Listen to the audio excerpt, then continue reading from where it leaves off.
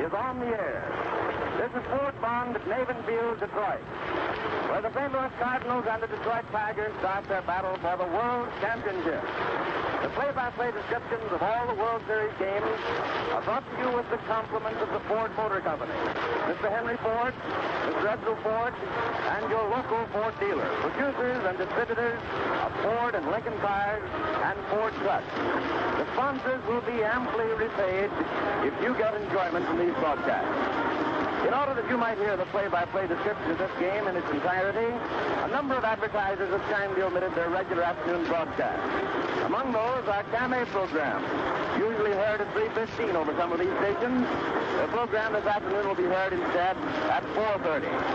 Also Procter & Gamble, manufacturers of Dress, and the makers of Octodol, who are moving their broadcast from 3 o'clock to 4:30. In behalf of the Ford Motor Company and the National Broadcasting Company, we wish to thank them for their courtesy.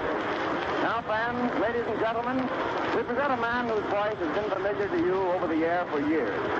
Here he is to give you the thrill and color of this World Series pregame atmosphere. It's wild around here. A crowd fills the park, but here is the man who can tell you about it and picture it to you right there in your home.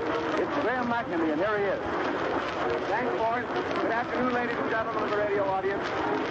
We're at Navin Field this afternoon in Detroit, Michigan. Where in just about 15 minutes, or even a little less, the World Series will be opened by the umpire who will howl, play ball. And in this case, it will be Geisel of the American League who will be behind the plate this afternoon. When he yells play ball, then the party will start. Magic words for the 47,000 wild-eyed, rabid baseball fans gathered in the stands, while thousands mill around the park, hoping that by some miracle they'll be able to squeeze themselves through those turnstiles tomorrow with a shoehorn or something of the kind. The Detroit Tigers and the St. Louis Cardinals, the Redbirds, that's the setup. And his general opinion is correct. The next week should produce a series of games which will make the blood flow plenty fast through the veins of those fortunate fans lucky enough to be here and in the stand down at St. Louis the latter part of the week. The bleacher crowd began to gather outside the park 2 days back, and this morning at 4 a.m. Oh, that's an awful hour to be up. I saw 5,000 expectant bleacherites waiting more or less patiently for the gates to open. They were a good-natured crowd, turning jokes here and there, playing cards, sleeping in blankets, or even in newspapers, those who were not fortunate enough to have blankets. Even a bit of a trap shooting game was going on here and there. The penny ante was indulged in. The weather coming into Detroit last night on the American Airways was just a bit threatening. It was very thick up above, and our ship even had a touch of difficulty coming in because the haze was so strong. But it's okay now. The weather remained bad most of the morning, and it looked as though it might possibly rain. But about 11:45, the sun just managed to peep through the haze, and although it's not clear now, all thought of rain has been dispelled. That's over for today. Fastball pitching should go mighty well in the semi-haze of today. We're situated just off first base on top of a double-deck stand, and although we're 150 feet off the foul line, we're so high up that the bag looks like a short jump from here. The series this year resembles last year's battle, in that both teams are under first-year managers. Frankie Frisch, the old Fordham Flash, took over the Cardinals after midseason last year. And Mike Cochran of the Tigers came to Detroit after last season. From Philadelphia, of course, where he has been under Connie Mack for many years. Both are playing managers, of course. Frisch covering second for the Cards and still losing his cap now and then as he shags those Texas leaguers into right and center field. And Cochran, who is one of the greatest catchers ever to wear a chest protector. Both men know baseball from start to finish.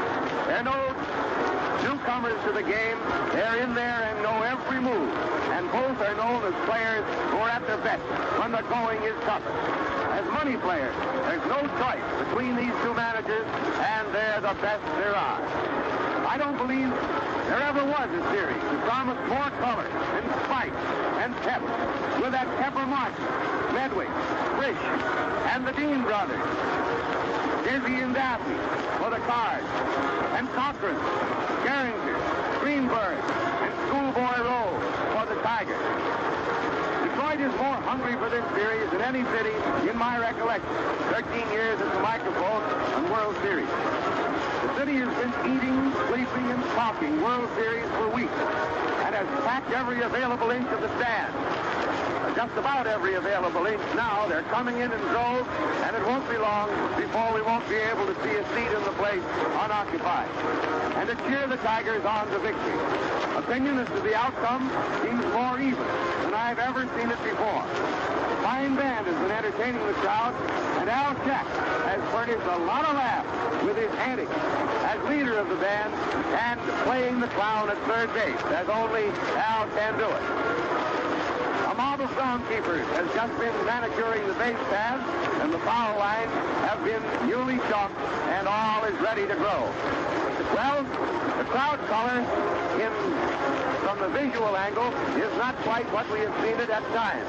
The reason of that being, of course, is because it's rather chilly today. Men have on their overcoats and hats. You don't see any white shirts out today, and the ladies are done up in their furs and coats. So the color is just a little bit drab through the stand as it is through the sky. But the incentive to come to this series is there just the same. The umpires today are at the plate, Geisel of the American League. At first base, that grand old-timer, Bill Clem of the National League. And by the way, it's way back in 1909 since that Detroit won its last pennant. Not a World Series, but a pennant. And Bill Clem, way back there in 1909, was one of the umpires of that series. In fact, he's the only one of the four umpires who worked at that time who is alive today. At second base, Reardon. Clem will be at first. At second base, Reardon of the National League. And at third base, Owens of the American League. And in just about 7 minutes now, they'll be ready to go. Those are the umpires. That's the way they're lined up. And as you know, the umpires are switched each day through the series, whether it go 4, 5, 6, or 7 games, and they go clockwise around. In other words, the man on third today will be at the plate tomorrow. That is Owen. And they switch from day to day, going with the clock. I believe that Dizzy Dean and Al Crowder will pitch. I think that that's official. Mickey Cochran has said he will pitch Al Crowder. And Frankie Frisch comes through with Dizzy Dean. Dizzy, you know, has been hanging around Frankie Frisch's coattails for the past 3 days. Every time he got an opportunity to speak to his manager, he'd say, Frisch, can I pitch the opening game? And Frisch would look at him and say, maybe. Well, that didn't do Dizzy much good for a while, I suppose, because he just didn't know where he was standing, and he was just wild to pitch this game. But finally, Frankie came through and allowed his great ace, who has, with his brother, practically clinched the pennant for the National League team, the Cardinals, will pitch the first game. Star for Detroit, who was one of the outstanding features of the year to bring Detroit the flag, will not work today. He will probably be pitched in the second game, possibly against Daffy Dean, Dizzy's brother, tomorrow afternoon. That is Schoolboy Rowe. But today, it almost certainly will be Dizzy Dean and Al Crowder. Dizzy Dean for the Cardinals, Al Crowder for the Tigers. And now, let me go through the lineup for the afternoon. I believe this to be correct, and if there are any changes, we will give them to you when they are announced. We'll give you the visitors first. St. Louis Cardinals. Leading off, Martin, Pepper Martin, who simply walked away with a World Series in his pocket several years ago. That was, in my experience, the greatest one-man effort I have ever seen in baseball. Pepper Martin, third base for the Cardinals. Rothrock, R-O-T-H-R-O-C-K, right field. Frankie Frisch, manager, second base. Medwick in the cleanup position. left field. Medwick. Collins at first base. Delancey. Delancey. Catching. Orsatti. Orsatti. Center field. Durocher. Durocher. Shortstop. Durocher, one of the greatest of all shortstops in the field. Not a terrific batter, but a marvel down there, getting in the way of those balls and getting them over to first base. And Jerome Dean, pitching for the Tigers. Detroit, White is the leadoff man. Center field. Mike Cochran has put himself in the second position. Mike used to bat third and fourth, you know, cleaning up. But now he is up in second place. Dochrane, catching. Geringer, Dehringer. Marvelous batting boy that plays second base for the Detroit Tigers, and one of the real reasons why Detroit is up there and in this series today. Greenberg, last year, just a rookie practically, just another first baseman, and today, one of the big soft glove baseball stars. Greenberg, first base. And then that old Washington boy, whose acquisition was one of Cochran's big fine steps this year, Bruce Goslin. You know, we've seen him playing World Series in Washington these many years. Now he's over with Detroit because Cochran was wise enough to pick him up. Rogel at short. R-O-G-E-double-L. Short.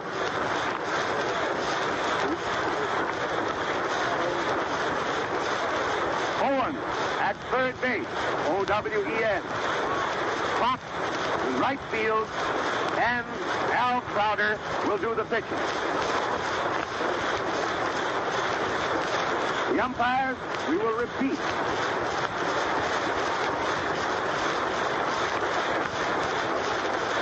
There has been a change in the umpires in their position. We gave you what we had, but there has been a change. Owen is behind the plate. Clem, Bill Clem, at first base. Geisel at second base, and Reardon will be over at third.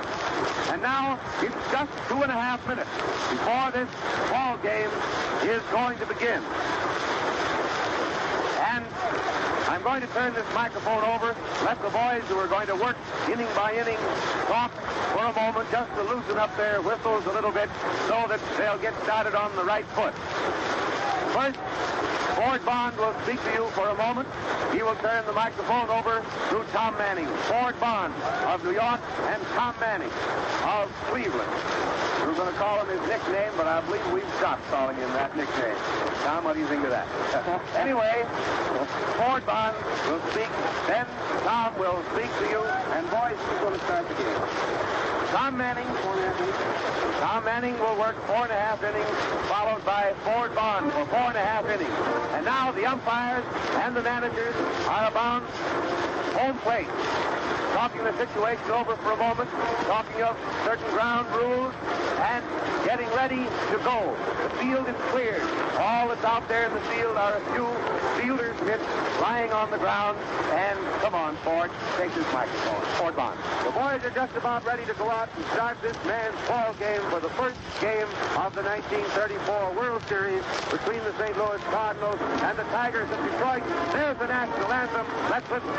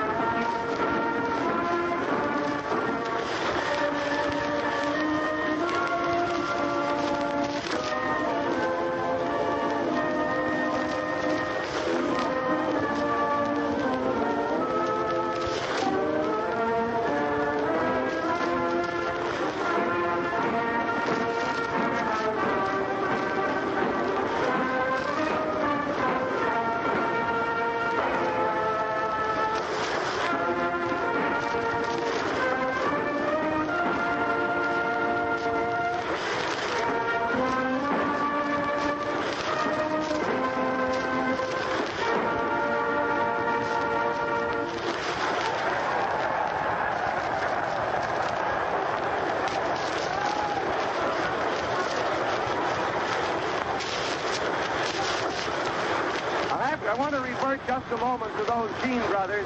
Again, St. Louis won 15 shutouts this year. The teams scoring 12 of them, and the balance of the staff 3. Boys, listen to that crowd here as the boys go out into the field. Jerome won 7 of those 12 shutouts, and Paul 5. The balance of the staff 3, and Paul also had his great no-hit game against Brooklyn. Now, the boys are out in the field, and in just a few moments, this ball game is going to start, opening the series, and my old pal Tommy Manning of Cleveland, come on in. Thank you, Graham. Good afternoon, everybody. We're over at Haven Field, Detroit, you know. What a season this has been in baseball. What 2 teams we have out here, the color galore. The Dean brothers. It's Jizzy and Daffy. It's that kind of a series, if you please. Over here in Detroit, for the first time in the history of the World Series, we've been postponed for 20 minutes to allow the crowd to get in. These fans here are so excited, so enthused over the expectancy of the color in this World Series that they have all taken it good nature. The band has just left the field. Detroit Tigers are out there now tossing the ball around. Hello, black pill that they've been using throughout the season. It's so black that it looks like a piece of coal. And that veteran right-hander, formerly of the Washington Senators, General Crowder, who pitched a great season in 1933, but faltered in the World Series, perhaps due to overwork. He is out there, being acclaimed again by these enthusiastic Detroit rooters. Manager Mike Cochran, one of the greatest catchers of all time, goes through the receiving.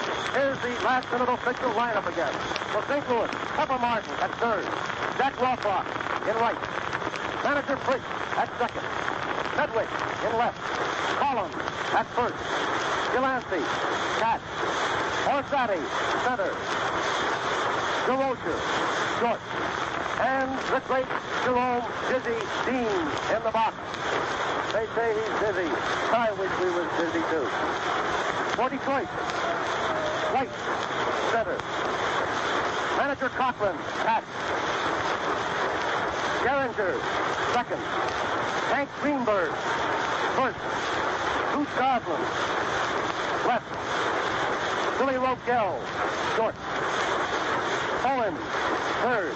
They say he's the most improved player in the majors this year. Fox in right field. Crowder pitching. Umpire Vic Owen behind the bat. Clem at first. Geisel at second. Reardon at third. The umpire has called play ball. Pepper Martin, the right-hand hitter, is stepped into the box.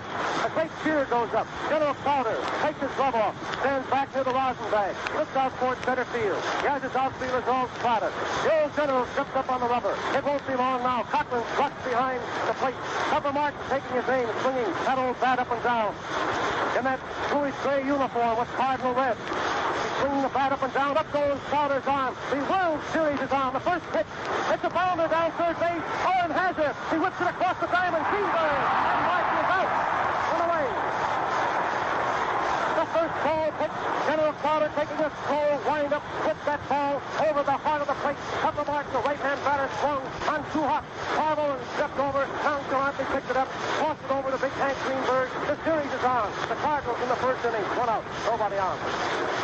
Jack Rothrock, formerly of the American League, playing a great game in right field for the Cardinals. He bats from left-handed, reputed to be a very fast runner, one of the fastest in the major league.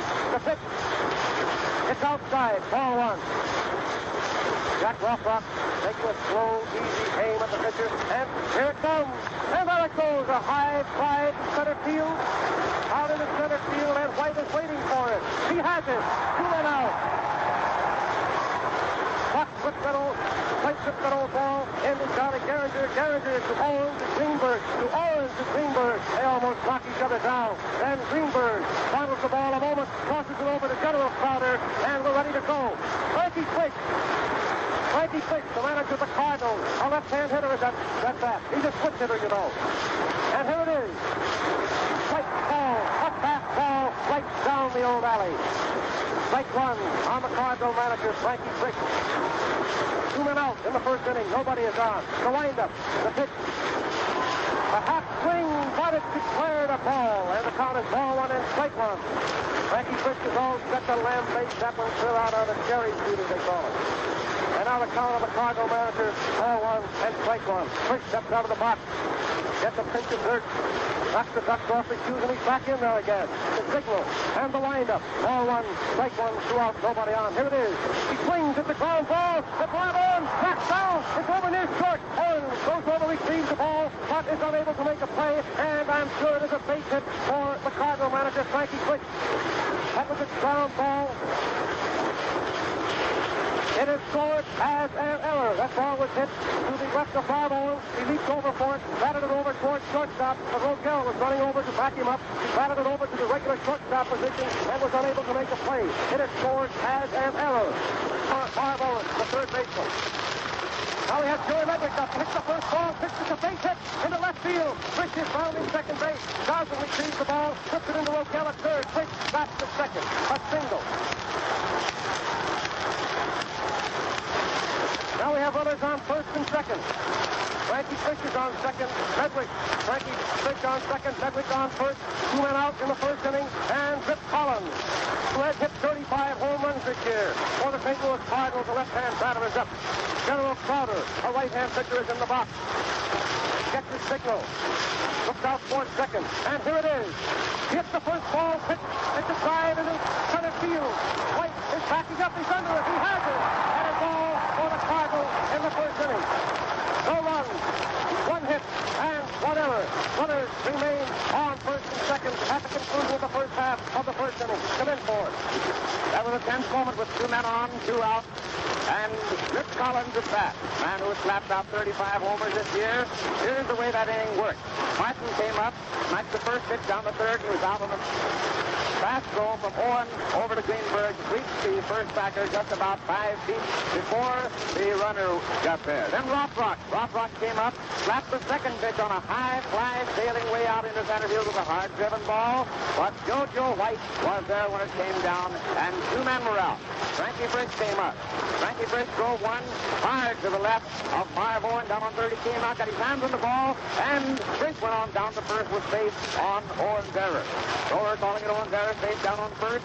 Ledwick came up, slapped the ball hard out into left field. Frisch moved on down to second. Actually, he wanted to circle it, and Goose Gossman rammed it on into third base.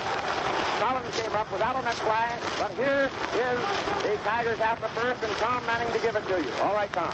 JoJo White, left-hand hitter, center field of the Tigers, in his white uniform with the blue letters. He's up there. The first pitch from Dizzy Dean. Strike one, call. Up burning, fastball, well high, right down the old alley for a call strike. Dizzy Dean is out there wearing that big smile, just as confident as he has been in his 30 victories in the past season. The windup, a long, lean windup, and here it is. A hook ball is low inside. Ball one and strike one. It's the last half of the first inning. In this old World Series ball game at Haven Field, Detroit. You're receiving the description through the National Broadcasting Company. Ball one and strike one. The pitch. Ball two. A fastball. This is the outside corner of the plate. And the count on the left-hand hitter, JoJo White, is ball two and strike one. He is the leadoff man of the Tigers. Delancey the catcher, and here's the pitch. Ball three, a fastball. It drives JoJo White away from the plate, and the count on the first Tiger hitter, ball three and strike one. Boy, oh boy, that Dizzy Dean certainly has plenty on that ball. There it is. It's a strike. Right down the middle, and the count on JoJo White is ball three and strike two. Dizzy Dean swinging those big arms that come down almost to his knees. What a big fellow he is. Here's the windup. The count is 3-2. There it is. There it goes. It's a ground ball. Down short. DeRosa has it. He hits it to Collins, and JoJo White is out. That was comparatively an easy catch. DeRosa taking that ball about so high, and a nice throw right over, shoulder high to Collins, and the Tigers have one man out in the first inning. Mike Cochran gets a great hand as he steps to the plate. Manager Mike Cochran in his first year as manager of the American League. He's back to left-handed. Here's the first pitch to Mike. Ball one. A fastball is low and just a little bit inside. The last half of the first inning. No scorers yet. One man out. Nobody on. Cochran up. And it's ball one. Dizzy Dean, right-handed is pitching. Delancey catching. Here it comes. It's a ball. A fastball is outside. That was close, and the count on Mickey Cochran is 2-0. Guy Perkins is coaching at first, Baker at third. One out, nobody on. Ball to the pitch. Plate, ball. That was a nice fast one. Over the plate, well high. And now the count on manager Cochran. Ball 2 and strike 1. Charlie Gehringer, the Tiger second baseman, hanging around home plate. The pitch. He swings. It's a ground to the first. Fish is down on his knees. He comes up. Out at first. Fish to Collins. That was a hard ground ball. Manager Fish goes down on both knees. He stumbled momentarily, but came up with the ball, passed it over to Collins, and Cochran is out. Now we have 2 in out, and nobody on. Charlie Gehringer, one of the greatest second basemen of all time, gets a great hand as he steps to the plate. He has played marvelous ball here for the Tigers, and he gets a great hand as he steps up to the batter's box. He's also a left-hand hitter. Charlie had a great battle on this year, for the batting leadership of the American League. The first pitch, it's a strike, ball. Charlie Gehringer elected to look that first one over. Dizzy Dean is in the box, General Carter for Detroit. Last half of the first inning, 2 out, nobody on. No score as yet. Here's the windup. Strike 1 on the hitter. Ball. That was a third ball that missed the outside corner. And Dizzy Dean takes his head just a little bit. And now it is ball 1 and strike 1. 2 men out. Last half of the first inning. And nobody on. Here's the windup. 1-1. The pitch. It's a sweeping hook ball that is low inside. Gehringer steps back. Ball 2 and strike 1. Gehringer pulls quite a bit away from the plate on that last pitch. It's sort of a change of place offering. Now it's ball 2 and strike 1. The windup. The pitch. He swings. It's a base hit. A base hit in the left field. Ball out there is received by Joey Medley. He whips it into Leo DeRoche at second. And Charlie Gehringer is on first base. A ringing single to left field. That is the first Tiger hit of the World Series. Hank Greenberg is coming up. Hank Greenberg is a big Tiger first back or a right-hand hitter. Frankie Twist has left his position at second and has ran in to back with Dizzy Dean. Now he's going back again. The last half of the first inning, 2 men have been retired. Charlie Gehringer on first, and Hank Greenberg at bat. The outfielders are moving back, ready for the pitch, and here it is. It's a ball ball down third base. Pepper Martin comes up with a throw. He is out at first. That was a beautiful play by Pepper Martin. He went down to his left, reached for the ball, and threw it over there, just off the ground to Rip Collins at first base, and that is all for the Tigers in the first inning. No runs, 1 hit. Matt Dollar, Gehringer was left on the base. Come in for it. White came up to start off the Tigers part of this ball game here in the first inning.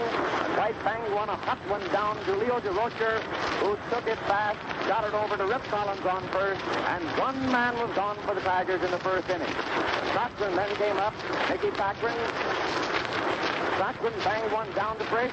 Frisch stumbled, went down hard after the ball, but came up with it and wanged it over to Collins, and 2 men were out. 2 out, nobody on. Gehringer came up. Gehringer got a hold of Leather and lifted it out on a drive into left field. A single over the shortstop's head, and he was down on first.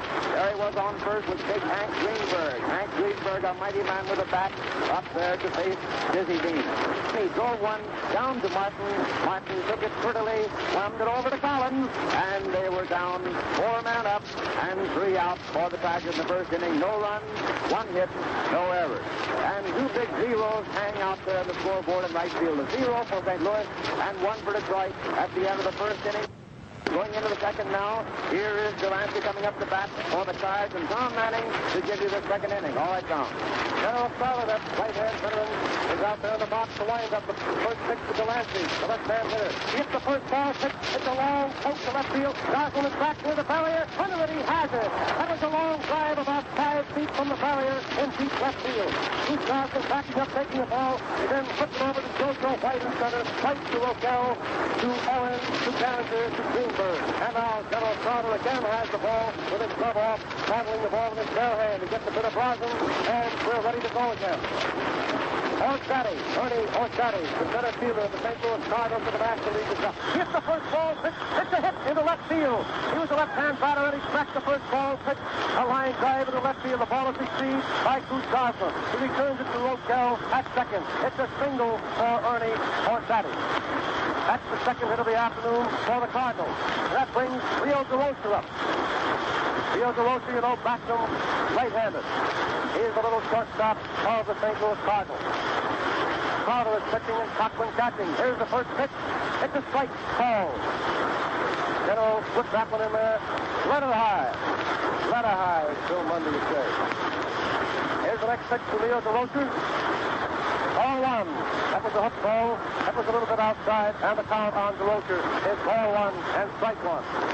In the second inning, one man out. There's a peg over to first. Nothing happens. Carter has the ball again in the box. Rio DeRosa batting. Ball one, strike one, the pitch. He swings. It's a poke high out in the center field. JoJo White backing up a bit. Under it, he's waiting. And he has it.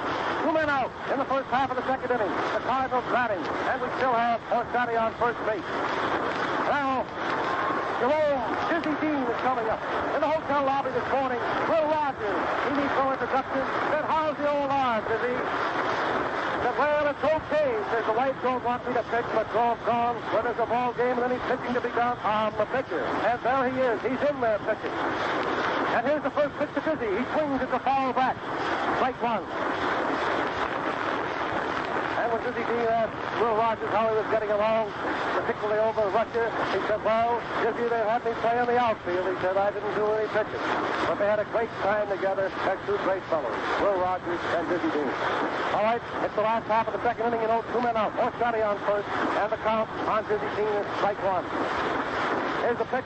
He swings at the bounding ball. Down there, second row, Garrow has it, crosses to Geringer. And Geringer drops the ball, and everybody is safe. That was a ground ball, and Willie Roquel crossed an easy one over to Geringer, and Geringer drops the ball, and now we have runners on first and second. We've been delayed a moment while Dizzy Dean is putting on that strike Cardinal sweater.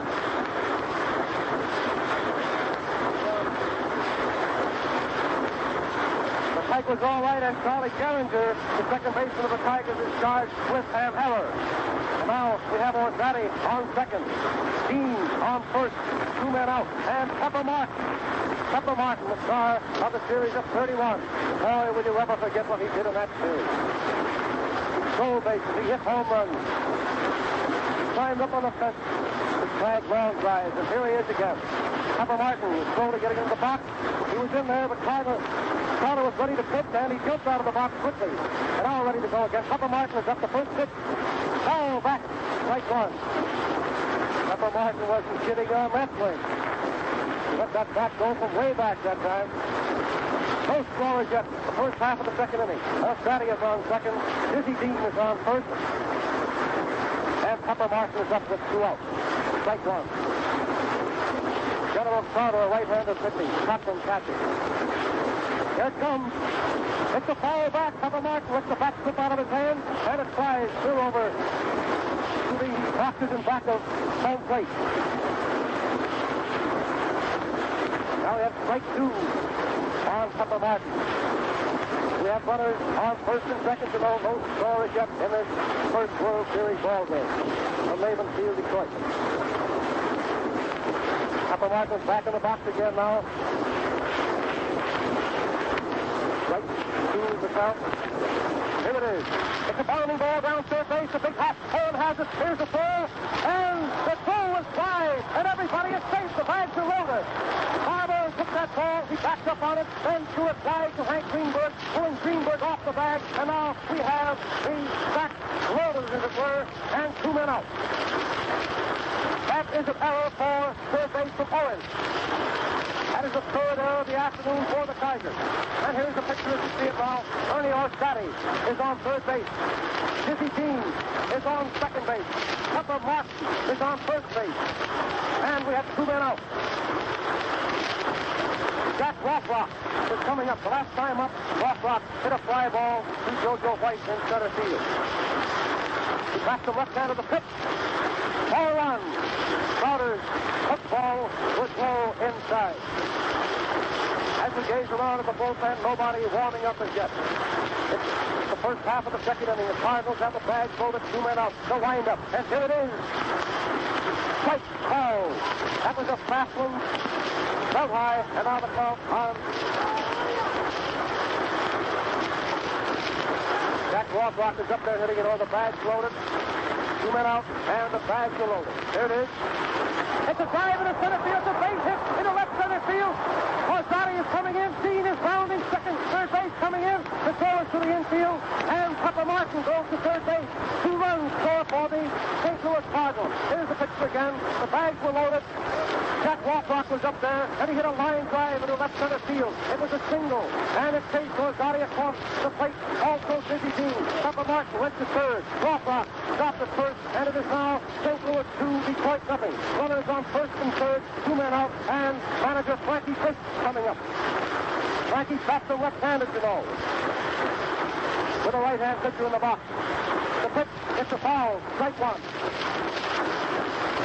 That was certainly a smash by Jack Rothrock, a line drive into left center field. For a moment it looked like extra bases, but JoJo White was over there, took the ball on the second hop, and whipped it in there to Rogel, holding Rothrock at first.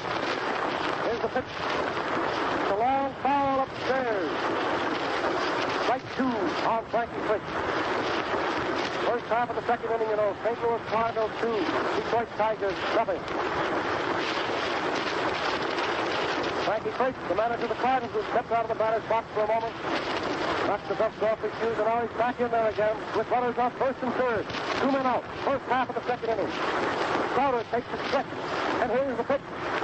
It's too high outside. Ball 1. With a count 2-0, Crowder elected to try to get Fish to swing at a high, fast one outside. And now we have strike 2, ball 1. Frankie Fish was batting left-handed this afternoon against the right-hand slant of Crowder. Runners on first and third. 2 out. Here it is. He swings at the down ball. Geringer fumbles the ball. Receives it quickly. Crosses the Greenberg. And pushes out at first base. That is a nice play by Charlie Geringer. A ground ball between Geringer and Greenberg. Geringer coming over far to his left. Knocked the ball down. Fumbled it momentarily. Turned all the way around. And then crossed to Greenberg. Getting first at first base. Come in for it. What happened that inning? Delancey came up, banged the fly out to left field. Dawson was right up against the wire. And took it. There was 1 gone. Orzati came up, slapped one between the third baseman and shortstop into left field for a single. Then Juriker next at bat, a man on third, 1 out, and he slapped one out to JoJo White in center field, and 2 men were gone. 2 out, a man on. Dean came up. Dean drove 1 down. Rogel covered, gets off second base, cross to Geringer. Geringer made an error, taking a throw for Rogel, and Orzati would save it second. Martin it back. 2 on, 2 out. A bounder down to third, and was saved at first on Owen's quiet throw to first base. Rothrock came up, slammed 1 out into center field, scoring Orzati and Dean. Martin went to third. Rothrock was on first. Fish was the next man in the batting order. He wrapped 1 down to Geringer. Geringer had a hard time handling it. It was a bad ball to handle, but he got a hold of it, picked up off the ground, got it over to Greenberg, and the side retired. 2 runs, 2 hits, 2 errors. Here is Bruce Goslin at bat in Detroit's half of the second, and Tom Manning. The first pitch to Goslin. A change of pace, offering it high outside. Bruce Goslin, you know, is a left-hand hitter. Ball 1. Dizzy Dean is in the box for the St. Louis Cardinals with Delancey behind the bat. Goslin is first up in the last half of the second. Here's the pitch. It's a strike. A nice hook ball. It comes over just above the knees, and the count on Bruce Goslin is ball 1 and strike 1. Goslin is up. Rogel hanging around home plate. The pitch. It's the ball inside, and the count on Goslin. Ball 2 and strike 1. Goslin pulling away from that one. Dizzy Dean had plenty on it, too. Dizzy Dean said that Jerome would not pitch this afternoon, but apparently Jerome won out. It's a high foul. Almost up in the third deck behind home plate, and now the count on Goslin is 2-2. Goslin leading off for the Tigers in the last half of the second inning. Goslin batting, and Billy Rogel will hit next. 2-2. Dizzy is taking a little more time at the moment. Now he's ready to go. There's a long wind-up, and here it is. It's a base hit into left field. Sedgwick receives the ball, tosses it in there to Field the Roach at second, and it's a 1-base drop for Bruce Goslin. Goslin took a hold of a high fastball inside and drove it to left field. It's a hard hit ball, and Joey Medwick handled the ball very neatly out there in left field, returning it to DeRocher and holding Goslin at first. That's the second hit of the afternoon for the Tigers. Billy Rogel is up. You know, he's a switch hitter. He bats him either left or right-handed. That's Billy Rogel. He's hitting left-handed this afternoon.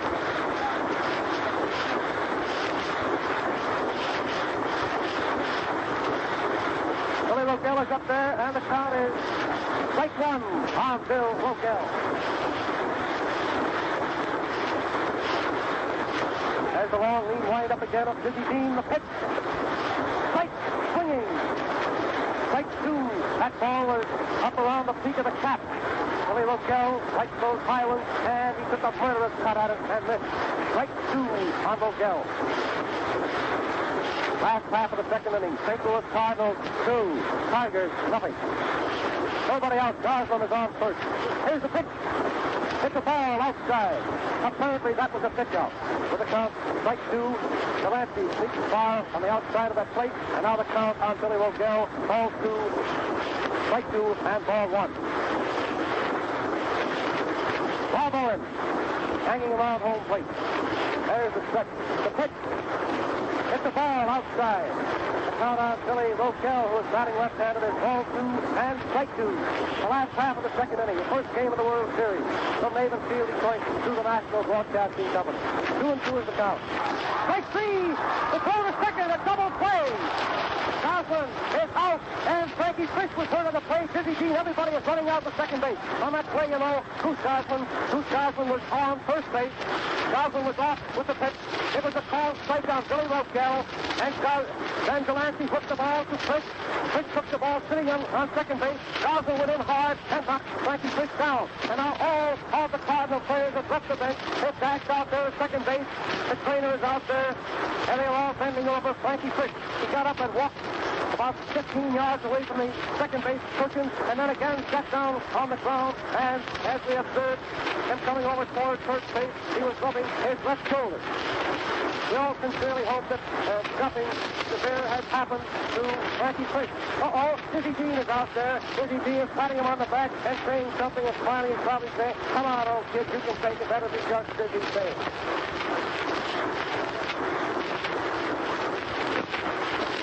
Goose Goslin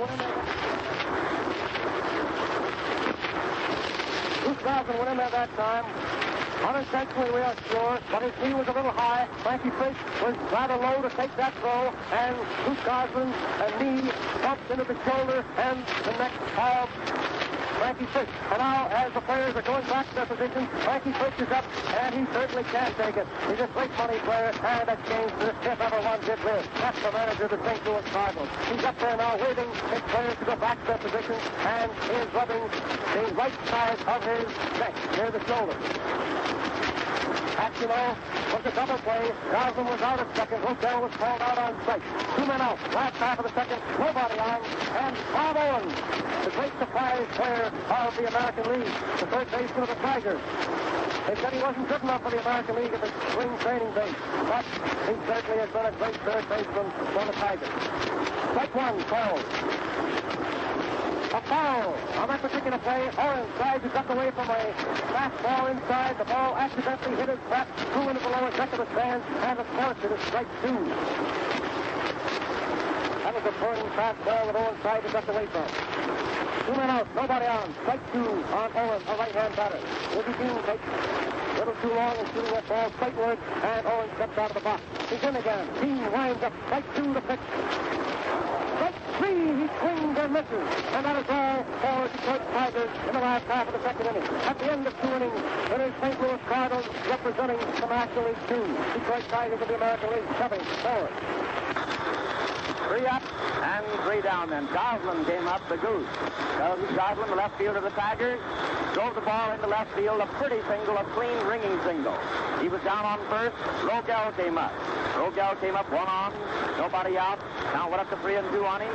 Goslin trying to take a terrific lead off first. Dizzy Dean tried for him once, then turned his attention to the batter. On the next pitch, Rogel struck out, and Goslin was off like a flash for second. Delancey pegged it down the bridge. Goslin went in hard, and as you heard, Frick was hurt. But there were two out, a strikeout and a man out of second trying to get down there on that third strike. Then Owen came to bat. Owen came up, and the first was a called strike. The second, he tried to get out of the way. The ball hit his bat, fouled off, and it was strike two.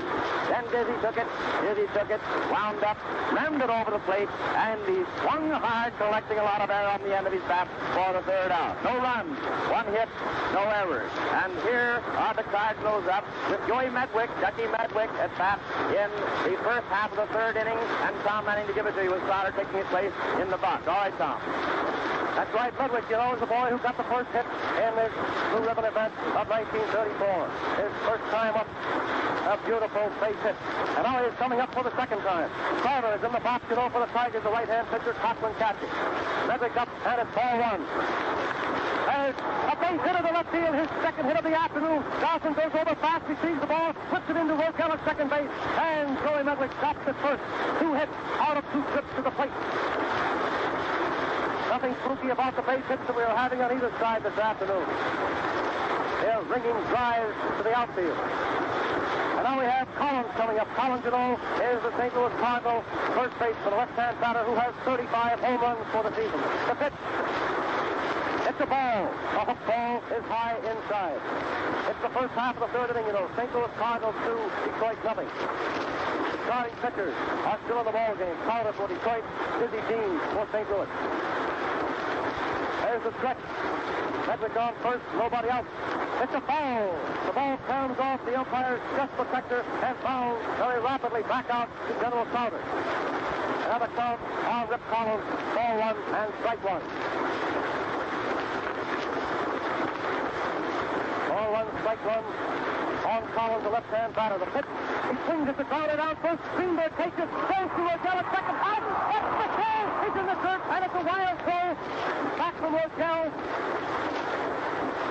And Collins goes to second base. And that play, Medwick was on first. Collins hit a ground ball to Greenberg. Greenberg flipped the ball to Rockel, forcing Medwick at second. Billy Rockel then, and trying to complete the double play, threw past Greenberg, and Collins went to second base. That, of course, will be scored as an error for Billy Rockel, the shortstop. And now we have Collins on second base. One man out, and catcher Delancey. The left-hand batter is up. That was a made-to-order double play. Greenberg coming up nicely with that ball and throwing it to Rockel. That is the fourth error of the afternoon for the Tigers. Collins is out on second base in a scoring position. Delancey, the catcher, back to left-hander, is up in the first pitch. It's a ball. The hook ball is just a little bit high on the inside. Ball one on catcher Delancey. There's the stretch. Runner on second to no, one out. The pitch. It's a ball. The fastball is too high. And the count on Delancey. Yep, Bernie Orstani hanging around home plate. Crowder, you will note, is looking just a little bit slower now. Here's the pitch. The ground ball, down first base. Greenberg fumbles the ball, and Gerringer receives it. The ball is at the plate, and Collins continues on and beats the third, scoring. That was a ground ball, but Collins on second base. It was a ground ball down first base way. Greenberg allowed the ball to trickle to his right. Charlie Gerringer retrieved the ball, and Collins round the third base, going at full speed, and stood in just ahead of the throw, scoring. That is scored as an error for Hank Greenberg, the Tiger first baseman. And the score now, the St. Louis Cardinals 3, Detroit Tigers 7. Manager Mike Cochran has taken off his chest protector and his cap and has walked out to the box. He's standing out there bareheaded. Bob Owen, the third baseman, has walked over to the pitcher's box. Hank Greenberg has also walked over for a conference with manager Mike Cochran. They're standing around there now, but General Crowder has walked out just a few paces behind the pitching rubber. Manager Richie Cochran has been called plate by Brick Owen. Brick Owen has raised his mask now, telling the boys to hustle up a little bit. But Cochran walks out again toward the pitcher's box, and he says something to third baseman Bob Owen and to first baseman Hank Greenberg. Now Cochran is going back behind the plate.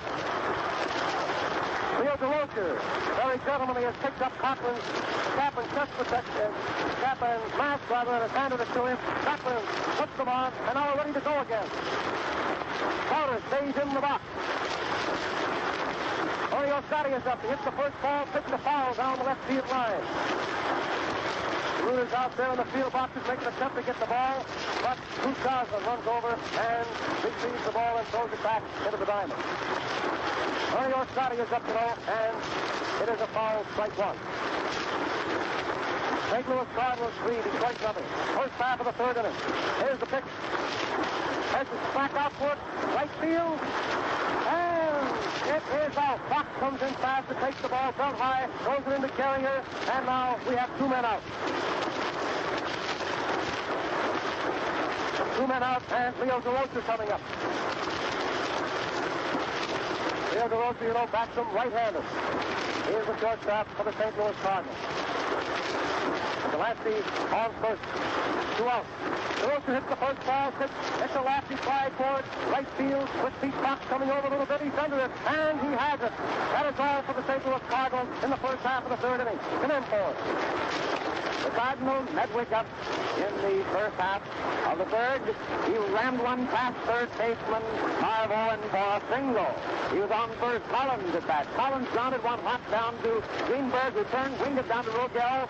Medwick out at second. Rogel threw roll back to first, and Collins went on down to second when the ball went back to Greenberg there on Rogel's error. The bad throw. And on second, Delancey up. Delancey drove one hop down to Greenberg. Greenberg got the ball tickled through his legs, and he was safe at first. Collins went on in, scoring, sliding into the home plate ahead of the throw, getting in there, and was called safe. Orsatti then came up, slammed the fly out into right field, where Pete Fox was under it when it came down, and two men were gone. DeRosa then came up, 1 on, 2 out. He left one out the same direction, and Pete Fox had the third foot out. So the score is 3-0. 2 runs for the Cardinals in the second inning, 1 run in the third, 3-0, and Detroit coming up with Pete Fox, Irvin Pete Fox, the right fielder who made those last 2 outs for the Tigers, coming up first here in their half of the third. Here's the windup and the pitch. It's a high fly ball, back of first base. Collins is backed up right on the line. He takes it. 1 man out. Pete Fox with a count, ball 1 and strike 1. Left a little pop fly at back of first base. That's Rip Collins backed up for. General Crowder is getting a nice hand from the fans here at Maven Field as he steps up to the plate. General Crowder, you know, bats him left-handed. Here's the Tiger pitcher. Left-hand batter, last half of the third inning. 1 out and nobody on. Dizzy Dean's first offering. It's a called strike. A fastball that was right down the old alley. Rick Owens, umpiring behind the bat. Raises that right hand indicating a called strike.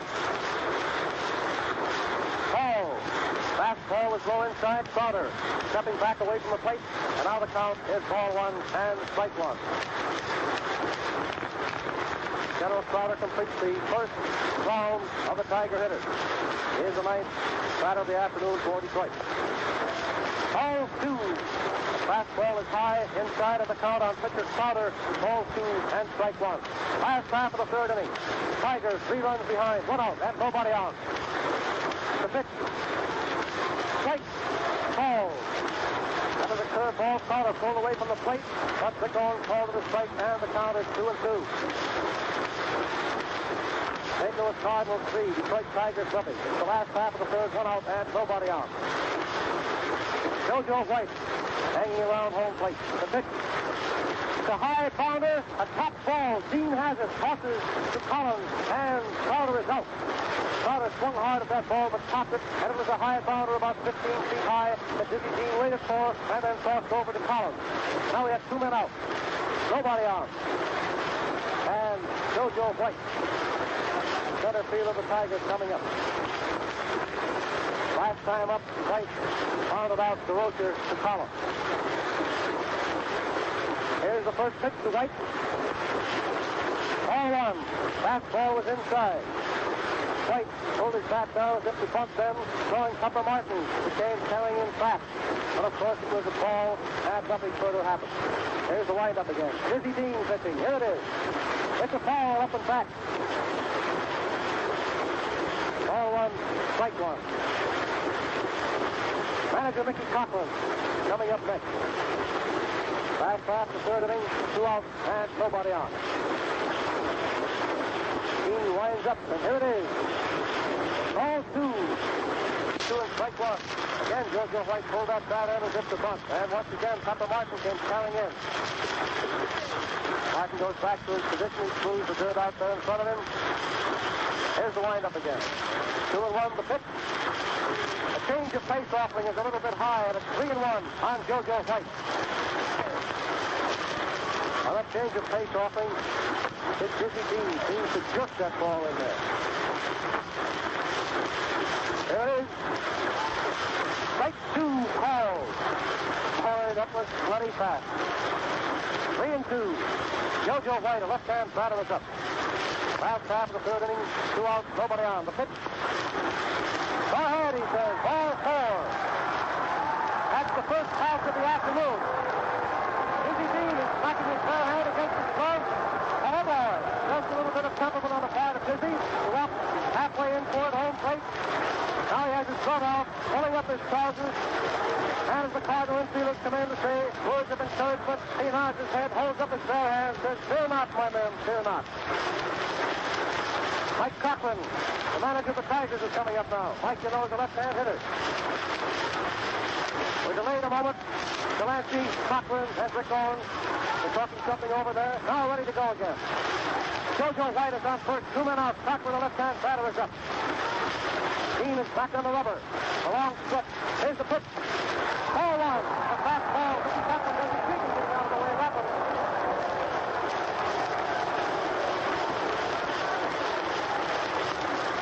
And Mickey Cochran must be a dancer. Old Bill Robinson never had a better quick step than that one for him. Dizzy Dean keeps it quick work. It's a base hit. A base hit to left field. Barry Levitt retrieves the ball. Hits it to the third base. JoJo White stops at second.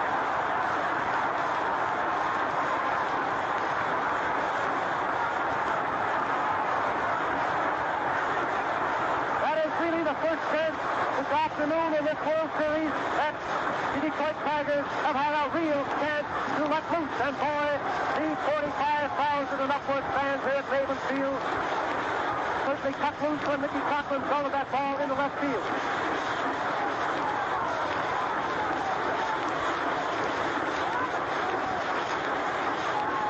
Now we have runners on first and second. Charlie Gehringer is up, a left-hand batter. The pitch. Strike 1 called.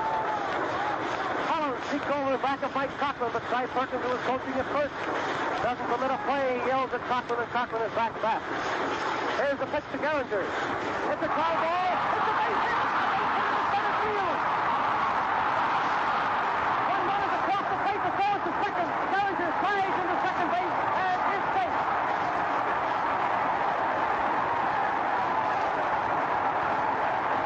JoJo White, you know, is on second base. He scored. Cochran, who was on first, went to third, and Charlie Gehringer, the batter, went to second. That was scored as a base hit for Charlie Gehringer and an error for the center fielder, or Scotty, of the Cardinals. With runners on first and second, Gehringer followed a ground ball to the center of the diamond for a base hit. That brought in JoJo White with the first Tiger run. Mickey Cochran grounded second at top speed, way to the third base. And Ernie Orsatti, the center field of the Cardinals, fumbled the ball, getting an error, allowing Gehringer to reach second. And it is now the St. Louis Cardinals 3, Detroit Tigers 1. Runners on second and third. The last half of the third inning. 2 men out. And Big Hank Greenberg, a right-hand batter, is coming up. Dizzy Dean warms up. The pitch, strike 1, swinging. Oh, what a swing that was by Hank Greenberg. He comes from way back. Oh, what a ball game now. The fans here at Detroit are just standing up. They really got the World Series third, if you please. They had to wait until the third inning. And here's the pitch again now to Greenberg. Strike 2. He swings much too late at that one. And it is strike 2 on Greenberg. All our brothers get played. 3-1 in favor of the Cardinals. The Tigers have runners on second and third. The tying runs are on second and third. And Hank Greenberg is up. He has taken 2 healthy swings and missed both. Here's the windup by Dizzy Dean. The pitch. Strike 3. Strike 3. He swings and he misses. That's all for the Tigers in the third inning. Come in, Ford. That's the end of the third inning of this World Series baseball game between the Cardinals and the Tigers, being played here at Navin Field, Detroit. This broadcast comes to you with the compliments of the Ford Motor Company and the Ford dealers of America. Here's what happened in that third inning. The Tigers came up with a 3-0 in favor of the Cards. Foxed at bat. A pop fly, and Collins, the first baseman, backed out on the grass back of first and was under it when it came down, and there was one gone. Fowler at bat, a high boundary, bounded about 15 feet in the air. Dean came in under it, pulled it down, and winged it over to Collins, and there were two men gone. White came up, and Garrett Dean proceeded to walk Mr. White on a free ticket down to first base. He was down there, tossing it back. 1 on, 2 out, and he drove one hard to the left field, sending White down to second. 2 on, Gehringer up. Gehringer singled over second, scoring White, sending Cochran down to third. Gehringer went down to second on Orsatti's error out there in center field. Greenberg came up, 2 on, 2 out. The mighty Hank Greenberg was up at bat. 2 men on base, 1 man on second and third, and proceeded to strike out, swinging hard to the third one, getting nothing but a lot of those on base double. 1 run, 2 hits, 1 error, and the score is 3-1 in favor of the Cardinals as we go into the fourth inning. Here's Tom Manning. First half of that fourth inning, the first game of the Blue Ribbon Classic of 34 at Navin Field, Detroit, through the National Broadcasting Company. Dizzy Dean, a right-hand hitter, is up. Hits the first ball, picks the ball down third base, lane is foul. Marlon is off with a crack of that bat and retrieves the ball, puts it into Cochran. Cochran to Greenberg to Crowder. And Dizzy Dean walks slowly back to the batter's box, picks up the bat, and again he is taking that long, sweeping cross swing as he prepares to be ready for the next pitch. The windup, and here it is. Hits the ball. The third ball is low outside. Dizzy Dean steps back, and now the count is ball 1 and strike 1. First half of the fourth inning. St. Louis Cardinals 3, Detroit Tigers 1. Here's the pitch, 1-1 on D. He swings. It's a long drive to deep left field in the left field corner. Gosling going back on the line, and he has it. A nice sack by Keith Gosling. Way over the extreme left field corner, right on the line. Boy, Dizzy Dean smacked that one right on the nose. He was almost to second base. Dizzy thought that one was out of the park, but he just smiled to the fans, tipped his hat, and walked back slowly. 1 man out in the first half of the fourth inning. And now we have the top of the Cardinal batting order coming up again. Pepper Martin. First time up, Pepper was out, third to first. The next time up, he reached first by Marvel in error. And now he is coming up for the third time.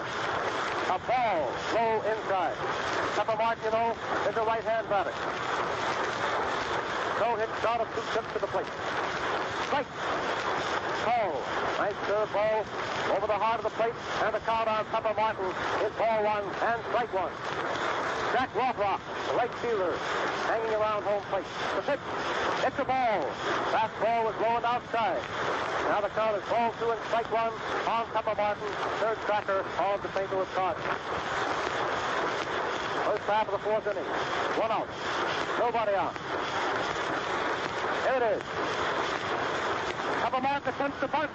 The ball hit home plate, bounded up and hit Pepper Martin in the ribs, but the umpire has called it only a foul, and it's strike 2. Ball 2 and strike 2. That time Pepper Martin attempted to cross Marvel and up by dumping the bunt down the third baseline. His bat was just a little bit over the ball, and it hit the rubber and bounded right up at the hitter. 2-2, the pitch. Ball 3. Curveball is low outside. Cochran digging it out of the dirt. And the count on Pepper Martin. Ball 3 and strike 2. First half of the fourth inning. The Cardinals 3, the Tigers 1. 1 gone, you know, and nobody out. Here's the windup. 3-2 it is. The pitch. Strike 3, swinging. That was nice work on the bat of Mike Cochran. A tip ball that Cochran was able to hold. So it's a strikeout for Pepper Martin. 2 out and nobody on. Jack Rothrock is coming up.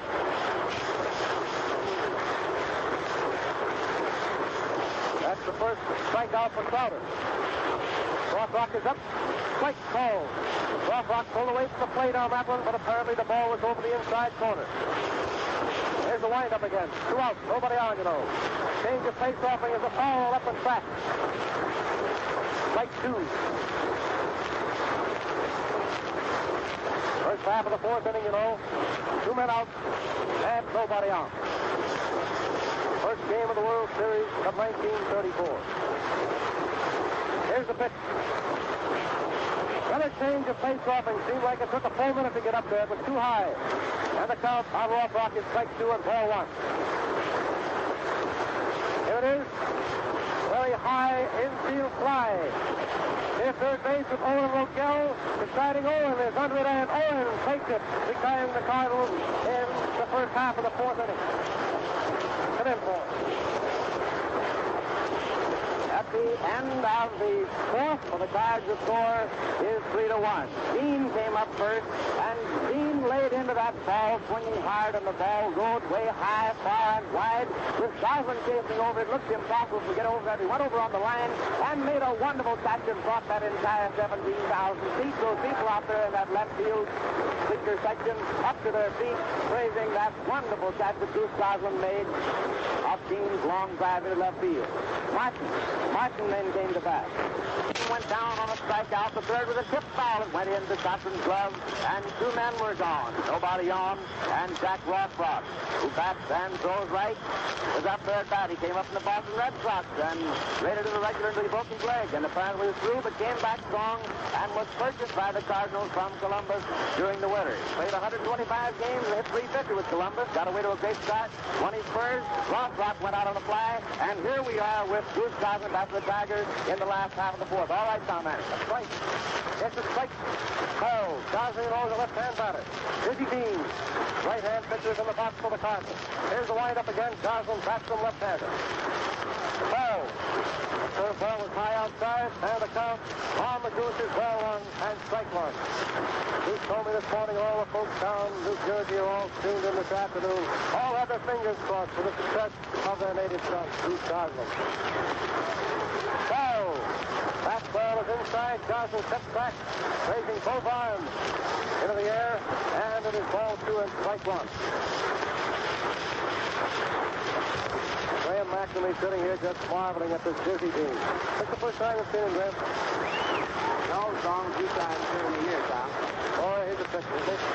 Next pitch, it's a call strike, and the count is 2 and 2. Goose Goslin, left-hand hitter, you know. Last time up, the Goose single. It's a foul up and back. The count on Goslin remains ball 2 and strike 2. Little old scramble over there for that one, and somebody got that ball. There'll be no more World Series for that little apple. Probably have a long, comfortable winter, and somebody struck a goal. 2 and 2. Here it is. Goslin hitting. It's a ball too high. Goslin was all set to take a whale at that one, but it was a little bit too high, and now the count is 3 and 2. Ball 3 and strike 2, the last half of the fourth inning. St. Louis of the National League 3. The Tigers of the American League 1. Dean winds up. There's a ground ball. Right hop to Frankie Fish. Fish to Collins. Goslin is out. 1 gone. Frankie Fish is all set for that one. Took the ball on a nice third hop, held high, and tossed it over very gently to Rip Collins at first. Now we have 1 man out. And Billy Rogel, veteran shortstop of the Tigers. Left-hand hitter is up. He's a switch hitter. He's back from left or right-hander. Ball 1. After Dizzy Dean let that ball go, he yelled, "Oh, golly." Well, it was gentlemen anyway. Rogel is up. Ball 1. The pitch. The high fly out to short left center field. Joey Ledrick coming in.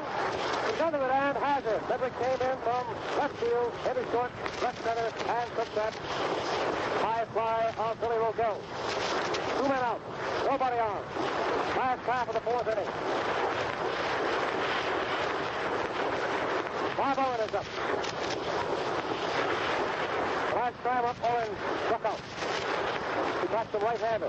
Took the first ball, pitched a high fly, short, right field. Quick backing up. They're all coming in almost against the collision, but Frisch gets under the ball and breaks it. Rock, who was a fast runner, came in fast after that. Collins and Frisch were backing up, but finally Frisch took the ball and got Rock whirled around on his feet and barely avoided a collision. That's all for the Tigers in the fourth inning. No runs, no hits, no errors. Fourth. The Goose came up there, and the Goose was batting cagey, and so was Dean pitching to him the same way. The count ran up to 3-2, and he banged one down to Frankie Frisch, who took it, made a nice toss over to Collins, and the Goose retired to the dugout. One out in the fourth for the Tigers. The score 3-1 against them. Rogel came up to bat next. Rogel, the shortstop for the Tigers. He banged the fly into short left center. Medwick came in very fast, and the Ducky boy was under it for the out, making a pretty catch, coming in fast and hard from his position. Two men gone, and Marv Owen, the third sacker for the Tigers, was at bat.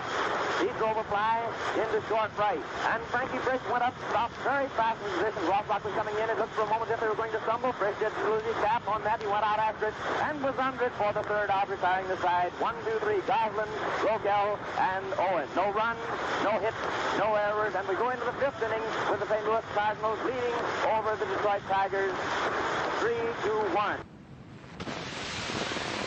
Tom Manning, come in here. Here is the Cardinals up at bat with Frankie Frisch, the first man up there. Here you are, Tom.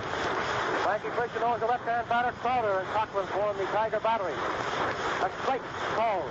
That was a nice fastball over the inside corner on Frankie Frisch. The pitch, he swings. It's a long drive to right field. Fox is going back to the barrier, and he is under it and has it. That ball was just about 3 feet from the barrier in deep right field. One man out. Now we have Joey Medwick coming up. Medwick, you know, is also a long-distance hitter. Joe has some tape around his right wrist this afternoon. First pitch to Medwick, a ball up and back, right. Joey Medwick has 2 hits out of 2 trips to the plate. 2 out of 2.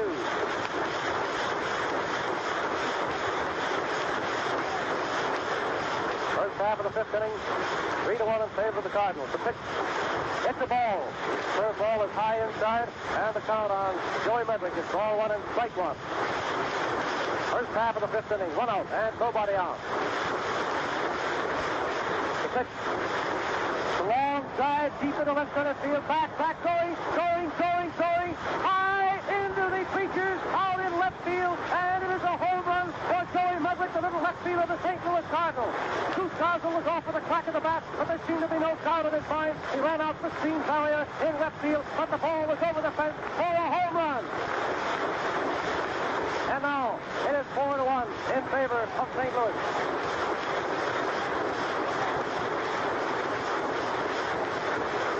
Here it is. 0-1. That was a smash by Joey Medwick, and now we have Collins up. That's the first extra base smash of the series. Strike call. Ball 1, strike 1. Collins, you know, is also a home run hitter, having hit 35 this year. The hook ball is outside, and it's ball 2 and strike 1. General Sauer, you know, is in the box for Detroit. Ball 2 and strike 1. Collins is up. 1 out, and nobody on. Here it is. Strike. Swinging. What a cut he took at that one. Wheeled all the way around. And now the count is ball 2 and strike 2. The catcher, Delancey, hanging around home plate. It's a foul back. The count remains 2-2. First half of the fifth inning. St. Louis Cardinals of the National League 4. Tigers of the American League 1. Ryder in the box for the Tigers. Cochran behind the bat. Collins up 2-2. The pitch. Change of pace. Ball is outside, and the count is 3-2 on Collins. 3-2. 1 out, and nobody on. Here it is. Ball 4. He left. That was a fast ball inside, and it was plenty high. Mike Cochran has just pointed over toward the Tiger dugout now. Perhaps wants someone to go down to warm up. No one has come out of there yet. Well, we have Delancey, the catcher, coming up. Delancey is the left-hand batter.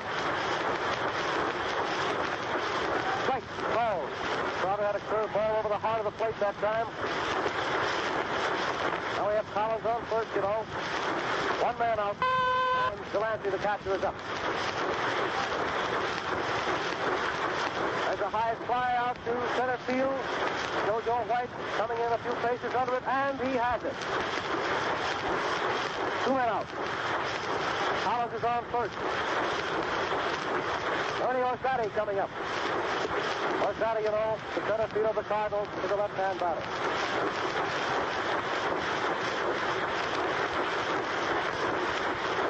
Ready to go, you know, 2 men out. Collins is on, and the pitch. It's a called strike. General Crowder bent that one over the inside corner. Done about now. First we've had since the game started. The pitch. It's a ball. Fastball was too high, and the count, ball 1, strike 1. Ernie Orsatti is up there, a left-hand batter. 2 men out, first half of the 5th inning. Cardinals 4, Tigers 1. The stretch. It is. It swings, and it's a base hit to the left field. Collins was off with a crack of that bat, but Ducharme retrieves the ball, whips it into Billy Roquel, and Collins is held at second base. That's the second hit of the afternoon for Ernie Orsatti. Base hit, wide to center, and now he has singled again. 2 hits out of 3 times up. That brings Rio DeLosa up. Cardinals shortstop, a right-hand batter. But up twice before, both times hitting fly balls to Fox to White in center field. Here's the pitch. Ball 1. The third ball was inside.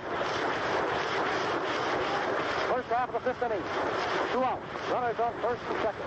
Collins on second, Orsatti on first. DeRosa up the pitch. The high fly out towards center field. JoJo White moving over into left center is under it, and he has it. That is all for the Cardinals in the first half of the 5th inning. And here is what happened. Frankie Fish was first up. He hit a fly ball to Fox in left field. Joey Mudwick got a hold of a fast one and parked it about 10 rows up into the left field bleachers. A fine souvenir for somebody. Collins, with a count 3 and 2, he walked. Delancey fly it out to White in center field. Ernie Orsatti got his second hit of the afternoon. A single to left. Collins is held at second base. DeRosa then hit a fly ball to center field, retiring the side. 1 run, 2 hits, 1 base on balls, and no errors. And so we win the last half of the 5th inning. The St. Louis Cardinals 4, Detroit Tigers 1. Radio friends, this first game of the World Series is being sent to you from the press box at Navin Field. We're up in the 3rd balcony, and this is Tom Manning speaking. We've had the pleasure of describing the play-by-play of the first 4.5 innings, and it is a real pleasure now, too, that we turn the microphone over to a Ford Bond of New York, who will give you the play-by-play description of the remaining innings of this ball game. With pleasure, Ford Bond. Thank you, Tom. Bill Dean's been warming up Delancey down here. Now here's Pete Fox, the right fielder of the Tigers in there, swinging his bat. He's winding up. Here's the pitch. It's to Jimmy. Swings hard, and it's 1 strike on the batter. 1 strike on Pete Fox right here in the last half of the 5th inning. It's 4-1 against the Tigers. Pete Fox is up there. He's winding up. He shoots it in, and he drives one high up, fly out into short right, Frank Frisk, and Collins will pull back, and he goes out. Collins takes it just outside the foul line, and there's 1 gone. Frisk and Collins and Ross Rock were all coming after that ball. They were sure that one of them was going to get it, and Collins tossed the white soft line out there many yards behind first base for the out. And there's 1 out, and General Alvin Crowder, the next man due up the plate. He's made no appearance down there for the moment. Delancey and Brick Owens are both looking over towards the Tigers' dugout to see where Mr. Crowder is. 1 gone. There's 1 gone here in the last half of the 5th.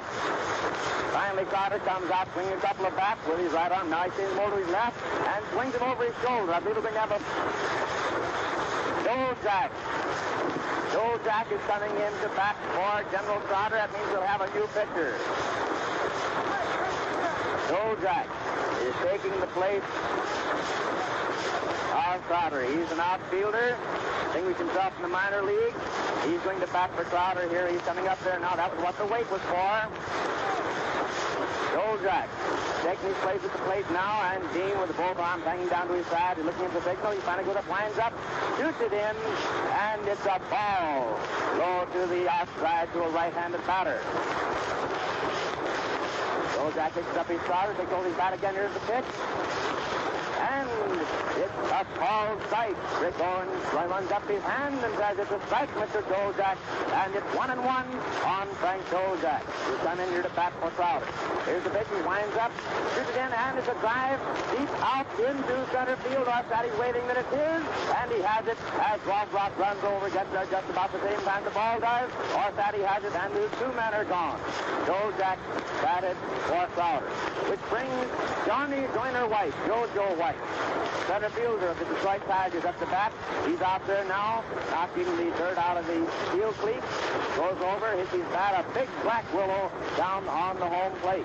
Looks out toward Dizzy Dean, swings his bat, flying it out just a bit. Dizzy Dean takes the ball, takes that windup of his, shoots it down across the plate, and it wasn't quite across the plate. He was outside to a left-handed batter.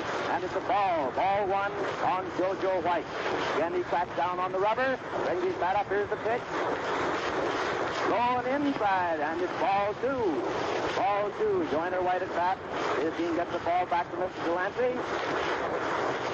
Infield is kicking dirt around out here while his team looks into Delancey, taking the signal from him. Takes his head. Yes, that's all right. Winds up, and it's strike two. Strike one, ball two. Ball two and strike one. All strike on Joyner White. Jojo White. Here's the pitch. He winds up. And it's 3 balls, 3-1. Joyner White and his team walks in, showing he's a little bit put out about that third ball. 3-1 is the count on the batter. And here comes the whole Cardinal infield in the crop doing. First, manager Frankie Trace and Leo DeRocher walks in. They're followed now by Rick Fallon and Pepper Martin. Here turns around, stops finally to Rip Fallon. The others gone back to their places.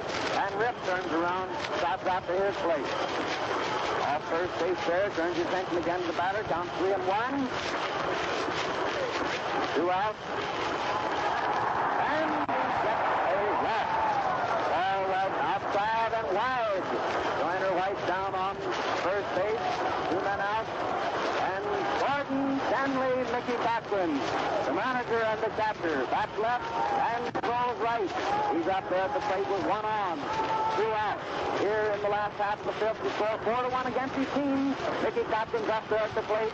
He doesn't bother about hitting love the time being. He looks over what comes in, and it's a called ball. A little high. Dead center, but high, and it's a ball on Mickey Cochran. Joyner White down on first. That's the picture in the last half of the fifth inning. 4-1 favor the Cards. Here's the pitch. It wheels over, and it's a called strike. 1-1. It wheels right over the heart of the plate. He got it right down the alley, and if he wasn't looking for it there. And it's a called strike. 1-1. 2 men down. Joyner White on first. He takes a little lead off. He looks at him over his shoulder, but shoots it in, and down the right field, but it went foul. That wind seemed to catch it and shoot it over. It's a long strike into the right field bench, and it curved in down there almost out of the fence. It was a hard hit ball, and Joyner White comes back, starting across the down to his place at first base, and Mickey again steps into the batter's box. It's 1-2. 1-2 at the long strike. Mickey steps up there again. He's back resting on his shoulder, looking hard down at his Dean. Takes a couple of swings. Dean has his shoulder now turned to the plate. Lansing gets a little bit over Joyner White. He's taking his lead off there. He shoots it down, and Mickey swings at it. Drives it downward. First takes it, shoots it over to Fallon. And there's a man down on second, and there's nobody down there now. It's 3 out, and they retire. And the Cardinals come in the bat, and here's Tom Mann tell you what happened that inning. Pete Cox was first up in the final half of the fifth, and he fouled off to Rip Collins. Collins had to go quite a ways back for that one. Dolzak. Then was centered to bat for General Crowder. With the count 12-1, first one, he tried deep to Ernie Orsatti. Orsatti came over nice to the right center. Two to take that drive. Jojo White came up, and after getting a count of 3-1, he left. Manager Mike Cochran gave the fans a bit of a thrill when he got a hold of one of Dean's crossings and drove it deep into right field. The fans sort of spread out there until they reached the far line in the extreme corner. The ball was in for a foul. Cochran then rounded out 6 to Collins. No runs, no hits, 1 base on balls, no errors. It looks as though football Marbury will be the next pitcher that is not official. However, up to now, at the end of 5 innings, here is a summary of what the pitchers have done so far. Dizzy Dean has allowed the Tigers 1 run, 4 hits, and the Tigers have been the recipients of 2 bases on balls. Salters allowed 4 runs, 6 hits, and issued 1 base on balls. The only extra base hit of the afternoon is that long home run into the left field pitcher by Joey Medley. There is no question now. Football Marbury. You all remember that grand gentleman of baseball, Marbury. For several years, during the pennant-winning days of the Washington Senators of the American League, times without number, he came in from deep into the bullpen to save one of his comrades who were falling in the pitcher's box. Once again, he is in that role, relief role, as they call it, here in the first game of the World Series. Football Marbury, that big husky right-hander, formerly of Washington, now with the Detroit Tigers, is to take up the pitching. He's a right-hander, and the first half of the 6th inning has 4 gone. Marbury in there, Disney at bat, shoots over an offering, and it's inside off the plate corner, inside corner to a right-handed batter, and it's 1 ball on Disney, who incidentally batted 246 during the season. Marbury winds up, here's the pitch, and he swings hard, and it's 1-1 on a swing at the offering of Purple Marbury. We come in there to relieve his Thomas Crowder, was taken out for a hitter. Swings it in, and he tries one. It's a single out, but deep between the center fielder and the left fielder. It's good for 2 bases. He went in there. It looked like a single. Looked like the fielder would get over after it. But Dean gets a 2-base hit, and he's down on second. Nobody out. And Pepper Martin coming up to the plate to face the new Tiger pitcher. The umpire has called time for the moment, waving his arms, and the trainer runs out the dugout with the big Cardinal colored windbreaker. Or this team, he just hasn't gotten that nice 2 baggers. Drove it hard between White and Goose Goslin out there in deep left center. Looks like they get a hold of it, shoot it in, and Dean traveled on down to second before anything could be done about it. A 2-base hit for him, and the next man due up is John L. Martin. That's really those names. He's mostly called Pepper to find out what the man's real name is. He came to the Cardinals to Houston farm in 1928. Was farmed out for a time, but in 31 he came back, landed a regular job on the regular World Series. You remember the story? He's up there at bat now. He's hammered on second. Nobody out here in the first half of the 6th inning.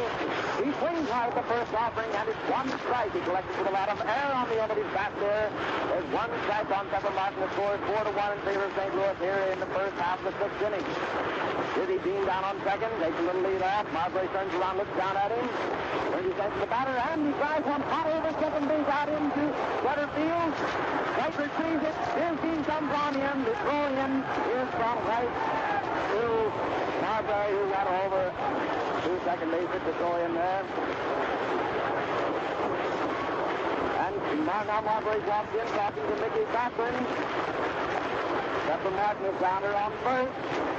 His team came in with a run on his single out there. Right retrieved it, sent it in. Now Marbury is taking his place back in the bat. Cochran has put his cap back on and is getting ready to adjust his mouth. And we're looking for Jack Rothrock. Jack Rothrock to come to bat. And on first, nobody out. A run in the first half of the 6th inning. 4-1 in favor of the St. Louis Cardinals. He gets up there now into the batter's box. And he bunts one down towards third. The pitcher receives, shoots it over to first. And he's out. The man going down on a nice sacrifice. Man down on second. Pepper Martin. Rothrock sacrificing his comrade down. 5-1 on the home run in favor of the Cardinals. 5-1 in favor of the Cardinals.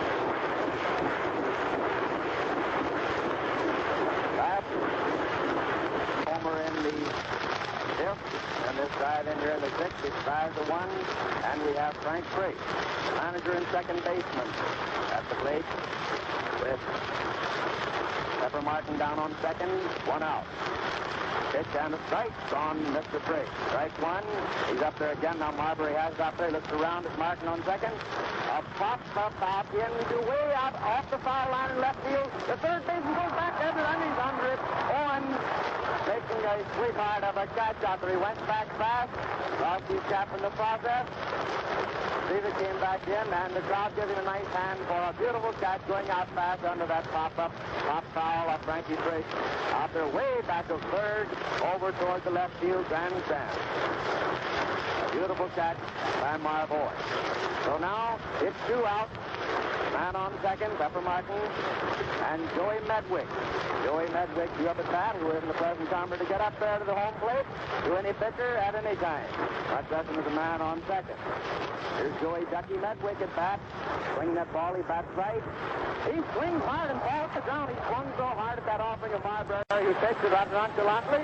Jim goes back, walks around the pitcher's mound, rubbing the ball and looking at Pepper Martin down on second. 5-1 in favor of the Cards here in the first half of the 6th inning. Here's the offering. He fouls it back high into the upper tier back of home plate. New ball is given by Vic Owen to Cochran, who throws into Marbury, and Purple is wiping it off out there, getting it in the condition that he likes to pitch it. Has a big number 11 written on the back of that pretty white Tiger uniform. Comes in, walks in, throws the rubber, looks around at Pepper Martin on second. He's taking a big lead, winds up shoots it across a slow ball. A nice change of pace. It came in, but it was wide, and it's called ball 1. 1-2 is the count on Joe Ducky Medwick. And on second base, 2 out. Score 5-1 favor of the Cards. Marbury's watching Martin bat, turns around, shoots it in, but it was low, and it's ball 2. Low and wide of the plate to a right-handed batter. Marbury gets the ball back, drops his glove down onto his wrist, everything hanging there by the strap, wipes the ball off, comes in, looks both ways, throws it over his right foot, looks back at Martin, and makes an offering to swing just for the instance if he would, but nothing's happened about it. And Martin wasn't alarmed. Nobody was coming in there to the second base. And he knew all about it. He turns his head to the batter, shoots in, and again it's a high foul. Mickey Tucker knocks his half block down, goes into the stand. He can't get it. So another ball comes into the ball game. Marbury has it. He's having to wipe off a lot of balls out here to get him into the condition he likes to pitch them. And Marbury looks around there at Martin again, who's gone back to the second track there, standing on it.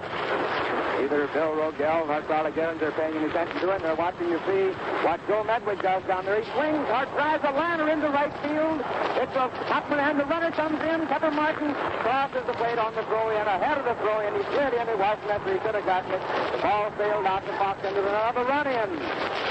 Now 6-1 on the single. It's Joe Medwick drove into right field. A line drive out there which hit short of what anything that Pete Fox could do about it. And there are 2 runs in this inning. Now Medwick is down on first. 2 out, 2 runs in, and James Rip Collins. James Rip Collins of the Cardinals. First baseman at bat, always a dangerous man. Thomas told you a couple of times this afternoon that he has hit 35 homers during this 1934 season. Here's the pitch, it wings in, and it's a ball 1. Wide of the plate to a left-handed batter, outside. Rip Collins up there. Medwick down on first. He starts down for second, and he hit nice hit and run. Drives it hard on the ground out into right field. And he's safe on first, and Medwick is safe on third. He slid in there. He was way ahead of it. It wasn't necessary, but he hit the dirt anyhow. And there's a man on first and third. 2 out and 2 runs in on Rip Collins' single. He was off with the pitch. Nice hit and run, and they worked it, getting hold of that ball and driving out into right. The umpire down on second base. Umpire Geisel throws his arms into the air, and there's a time here for the moment. All the players now, with the exception of Hank Greenberg and Charlie Gerrans, have walked in to talk to Fred Marbury, and he's leaving the mound. He's leaving the mound, and we'll have another Detroit pitcher here. No one out on the warm-up mound, but here comes a pitcher running in. We can't see who it is. He just came down the runway. Can't just see who it is. Walking in with a big windbreaker. Guy taking it off now. Throwing it down to the bat boy. To tell you who it is just a moment, who's going to replace Marbury there in the box here in the sixth inning with a score 6-1 against some of his first ball game here at Maven Field of the 1934 World Series. It looks like Fisher, but we can't identify him for the moment. Our first here high.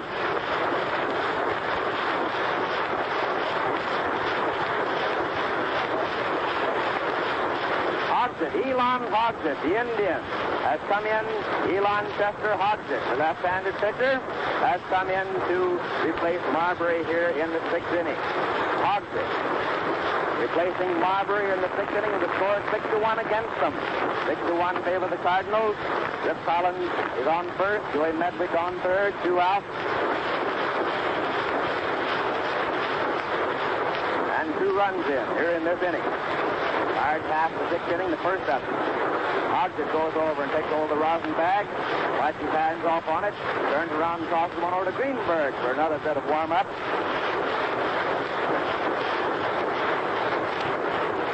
And he turns his attention to the batter, who is William Delancey, catcher of the Cardinals. He swings hard, drives it way out, high into left field, over Goose's head. It bounds against the fence.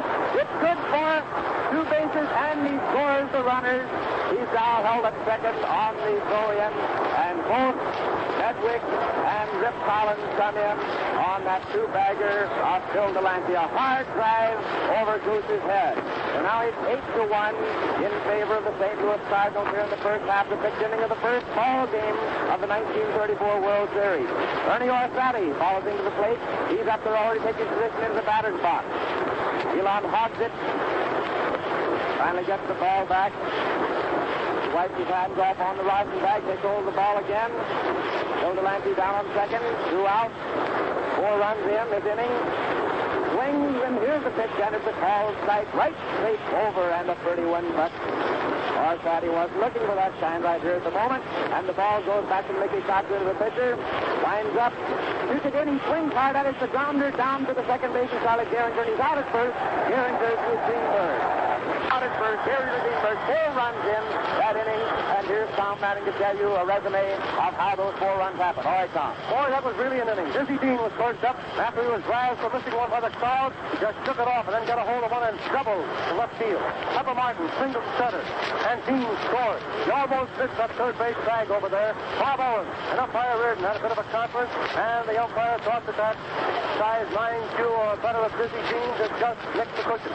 Rothrock laid down a sacrifice. Marbury to Greenwood. Frick fouled out to Owens. This was the outstanding fielding play of the day. A great running catch almost 40 yards from third base to Bob Owens. The Tiger third backer went to get him. Joey Medwick then came up and with a count 2-2. He singled to right field, scoring Pepper Martin. That was Medwick's 4th hit of the afternoon. 3 singles and a homer. That great day's work for anybody. Collins then gave perfect execution of the hit-and-run play. Single to right field. Medwick went to third. Hogsett replaced Marbury, the left-hander. Delancey doubled against the barrier in deep left field, high over Gosling's head. Medwick and Collins scored. That was fine sprinting on the part of Collins, making it 8-1. Orsatti then bounded out. Gehringer to Greenberg. So at the end of 5.5 innings, the St. Louis Cardinals with the National League 8. Detroit Tigers of the Americans 1. The last half of the 5th and 4th on. The last half of the 6th, Tom, just to correct you on a number there for the moment. We have Charlie Gehringer up at the plate for the Tigers here in the last half of the 6th. Here's Dean is looking him over. Here's the pitch, and it's a strike. Gehringer down there at the plate hoping to do something here. They're trailing by 8-1 as they go into the last half of the 6th. Gehringer first man up here for the Tigers in this half of the inning, and the ball sails over, and it's strike 2. Strike 2. Delancey waves the signal down to Dizzy Dean, walks out, holds up his hand, signaling what the umpire called it, confirming it so that Dizzy will know exactly where he is in relation to the batter. He winds up, shoots it in, and it's a low one, and a ball. A ball on the batter. Winds up and gets another one in, and ball 2, and strike 2. 2-2 on Mr. Charlie Gehringer there.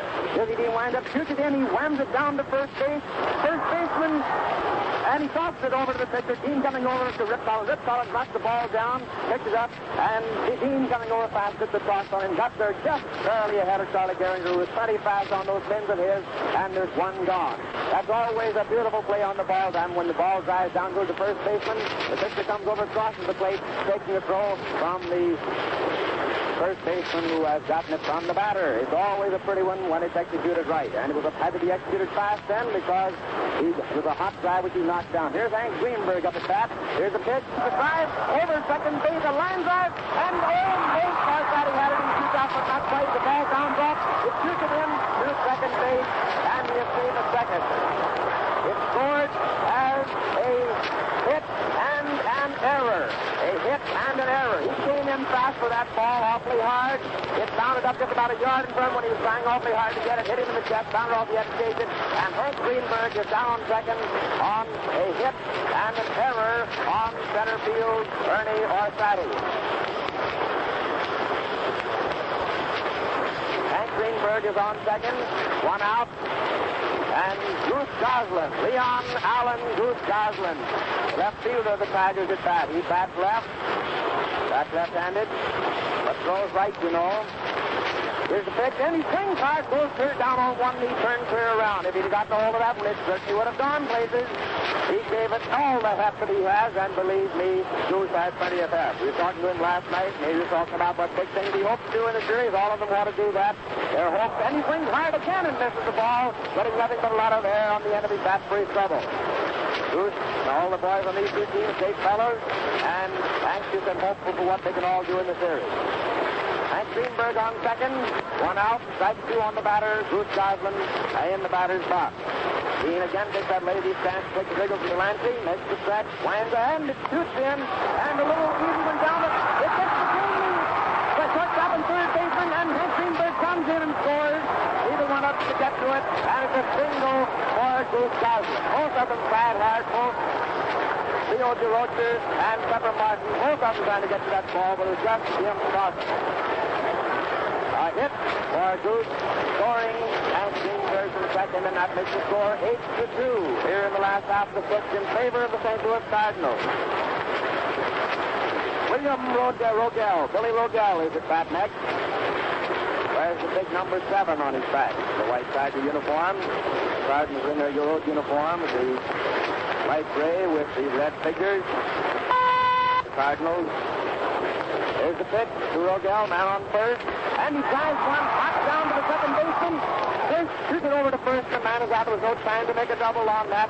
There's just barely had time to get that ball and get it over Rip Collins to get the man out. That first, there's 2 gone with Goose Goslin down on second, and they run in. 2 men out, score 8-2 in favor of the Cardinals. Just time for Chris to get that one over to Collins to get Bill Rogel out. So we have Marvin Owen. Marvin Owen, who this year is at 321. He's driven in 88 runs. He's been doing a lot of good batting during the season. He's up there at the plate now. He bats right. Also, he's right-handed by runners to pitch. And it's a ball on Mr. Marvin James Owen, the third batter of the Tigers. And on second, 2 out. Ball 1 on the batter. Here's as a signal. He winds up. There's a catch in the pitch. And it comes over, and it's a called strike. Umpire Brick Owen does that right hand up and out in the gesture of the strike. It's 1-1 on the batter. Marvin Owen in the batter's box. Man on second base. Here's Goslin. Here's the pitch.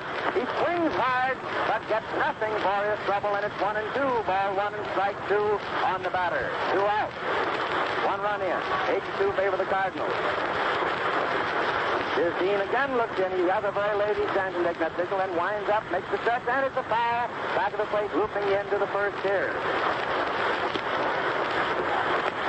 Delancey walks about 8 or 9 feet in front of the home plate before he delivers the ball back to his team. Goose Goslin down on second, taking a lead of about 5 yards off the base. Looking around, see if anybody's paying any attention to him. He views that shortstop at second base is coming in after him. A swing, a hard swing. And here's at the batter, Poole, striking out Marvin Owen, and the side is retired. The score 8-2 in favor of the Cardinals. The end of the 6th inning. Here's Tom Manning to give you a resume of the Tigers half of the 6th. Tiger half of the 6th. 1 run, 2 hits, and no errors. 1 error, rather. 1 run, 2 hits, 1 error. Geringer is out Collins to Dean. Greenberg singled. He took second. Alostati's error. Alostati tried a two-swing catch then, and he was given an error. Goslin singles to left field, scoring Greenberg, making it 8-2. Vogel is out switched to Collins. Goslin went to second. Bob Owen struck out. So at the end of 6th inning, St. Louis Cardinals 8. Detroit of the American League 2. You know, folks, the Ford Motor Company, folks, that the crowds that are listening in at the showrooms of Ford dealers throughout the United States and Canada, as well as everywhere else, are enjoying this game. It is coming to you from Maven Field, Detroit, the first game of the Blue Ribbon Classic of 1934. The first 2 games here at Maven Field in Detroit, and the next 3, if necessary, in St. Louis. Going into the first half of the stretch inning, and here is Ford Bond. Elon Hogsett, who leaves Marbury, who had previously taken Crowder's place after Crowder was pulled out for a pinch hitter. Hogsett is taking place in the box, and the Cardinals are up with Leo DeRocha, the shortstop. First man up there in the 7th inning to start it off.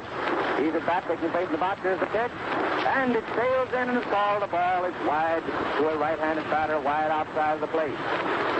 Mickey Cochran keeps it back out to Elon.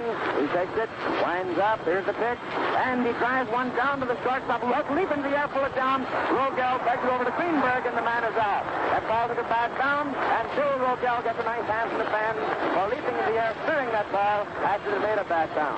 Man is out at first. Rocha retires to the dugout, and here comes Jerome H. Dizzy Dean up to the plate. Just 23 years old, and the amazement of the Major League. This man, Dean, who won 30 games, lost 7 in this past season. He comes up there, takes his place in the box. Elon Hogsett turns his entry. He has his hands behind, both hands behind his back. That's the kind of a pose he assumes and taking the signal from Cochran. He winds up. Here's the pitch. His swings hard and goes down on one knee. He put all the heft he had into that one. 1 strike on the batter, swinging. Again, Hogsett winds up, comes down the alley, fouls this one off, and it goes clear high over the whole stand. And this is a high stand here in Detroit at Maven Field. Fouls it clear up over the stand. He's back down there again with strike 2 on him. Hogsett rubbing off the ball now after drying off his hands on the rosin bag. Left-hander, you know, southpaw, swings to the port side, winds up, drives it in, and he swings wide at that one, and he has struck out Dizzy Dean. 2 men gone here in the first half of the 7th. Dean retires the dugout, which brings John L. Pepper Martin up to the plate. Pepper Martin, leadoff man, third catcher of the Cardinals. Next man up. So far, DeRocher and Dean have been up there, and both out. And Martin is the third man up for this inning. 2 out, nobody on. The score 8-2 favor the Cardinals. Here's the pitch. And it's wide, forcing him back on his knees. The batter forcing Martin back on his knees. It's a ball, very wide. This man Hogsett steps out wide. Swings, round arm, shoots the ball in, and he tried to bunt it. But he fouled it off. Hit down there around Mickey Cochran's foot. And it's 1-1. Pepper Martin. Pepper Martin goes off, wets his hands, rubs them down on the dirt, takes hold of the bat, talks his shoe, almost like Lefty O'Doul does for the moment. Steps back into the batting box. Here's the pitch. Sails in and he drives it hot down to the shortstop. Bill Rogel pegs it over to Greenberg, retiring the side. 1, 2, 3, 3 up and 3 down for the Cardinals. The 7th they lead. 8-2. Here's Tom Manning to tell you how that happened. Boy, we certainly watched 2 great plays that time. We told you about Bob Owen's play. Billy Rogel, the veteran shortstop of the Tigers, just turned in 2 brilliant plays. On DeRocher, the first man up, hit a ground ball down short. The ball hit something and took a nasty ball. Rogel leaped into the air, turned halfway around, came down and whipped that ball over just ahead of the seeing DeRocher for a 12 play. Dizzy Dean then very nonchalantly took his exercises, 3 strikes. Dizzy doesn't do that very often. In the pinches when he's tough. But then he just went up there and swung and struck out. 2 gone. Pepper Martin then hit it back down between the shortstop's position and the second base bag. O'Gell went over, came up with that ball, a hard smash, and tossed the Greenberg. No runs, no hits, and no errors. Dolly up for that old 7th inning stretch. Have your stretch either way. Take the stretch between the first half and the last half of the 7th when we are at either part. So if you're rooting for the Cardinals, go ahead and stretch. If you're rooting for the Tigers, go ahead and stretch. The last half of the 7th, Dizzy Dean pitch again. Here is Ford. Pete Fox is back. The ball comes sailing in. It's a called strike right dead over the heart of the plate. The batter wasn't ready for it, and it's a called strike on Pete Fox. The score 8-2 in favor of the Cardinals in the last half of the 7th. He swings hard. The next one drives a high one. Delancey's not going to be fast. Goes back there. The ball is a long time coming down. Comes down, plunks into the big net, and there's one gone.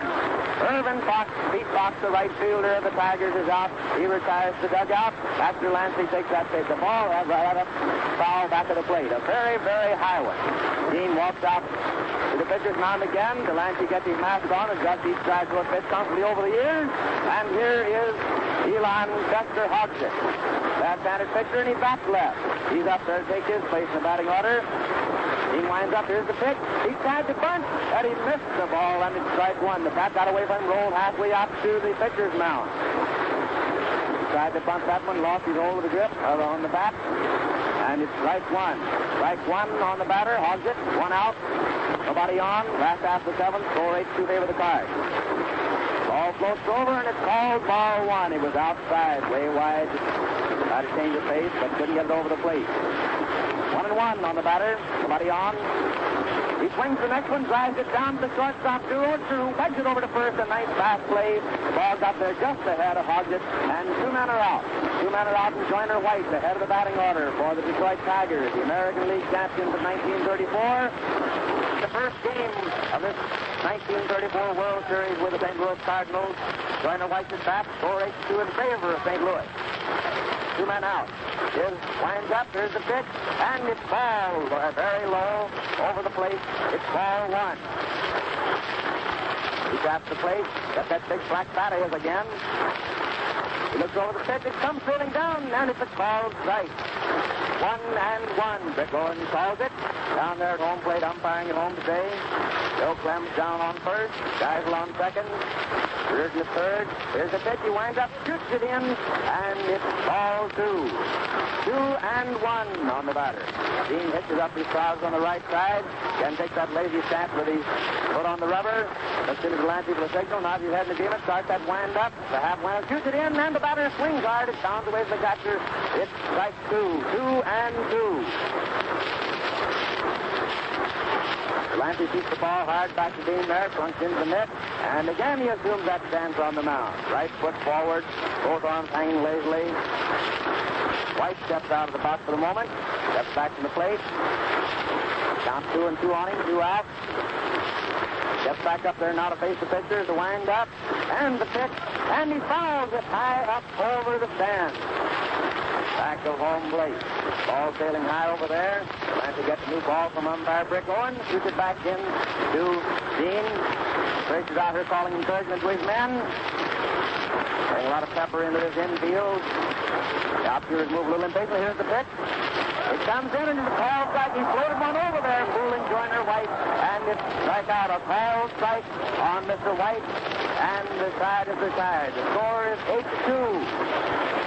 In favor of the Cardinals. All right, Tom Manning, come in. The Tiger half of that 7th inning. Pete Fox was first up, and he fouled out Delancey. That was a very high foul. Delancey went back, waited for it, and took it for the first out. Pitcher Hofstedt.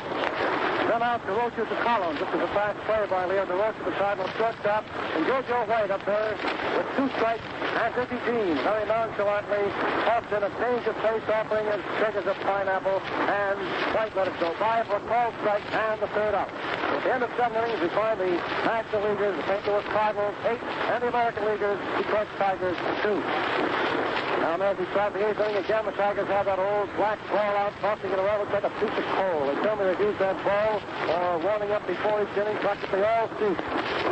Offset to North Southpaw pitcher is in there for the Tigers, and manager Mike Cochran, in spite of the fact that the score is 8-2, Cochran is still in there, encouraging his men, and still fighting for this first World Series ball game. First half of the 8th inning. Come in for it. Here's Jack Rothrock taking his place in the batter's box. He winds up. Here's the pitch. He comes over and it's a call strike. Strike one on Jack Rothrock, the right fielder of the St. Louis Cardinals here, right starting off the 8th inning, leading 8-2. Here's the pitch. Comes in, and he half swing. It tips off the bat, and it's strike two. A foul tip going high over the circle back into the stand. He just half swung at that one. It's crossed the tip his bat.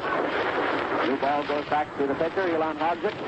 Big Indian boy, left-hander, shoots over the plate, and it's a ball. He calls it. It was high. 1-2. Ball one and strike two. Looks around the infield and turns, winds up, and he drives one a little easy one over the second base head. It rolls out there. The right fielder sees it, shoots it in. It's a single for Jack Rothrock. He caught one over to the ball. Just a looper right out there, where nobody could get to it. Nice single for Jack Rothrock. Frankie Trace comes up next. He just walks out to Bill Rogel and taking the ball from him. That's the ball to come in, carrying the ball back in, looking at it. Comes and looks around at Charlie Gehringer, and finally turns his attention to Frankie Trace, who was taking his place in the batter's box. Throws the ball over to Hank Greenberg. There was no chance of getting the runner there, but he tossed it over for the moment. Jack Rothrock takes the lead. He's out the bunt. The pitcher comes in fast, retreats it, has no time getting the second, tosses it down, and Greenberg, instead of going back to touch the plate, catches the runner on the line coming into first. Jack Rothrock down on second on the sacrifice. One out. Jack Rothrock on second. And here is Joe Medwick. Joe Medwick, a very dependable batter, up to face Elon Hogger with a man on second. The score 8-2.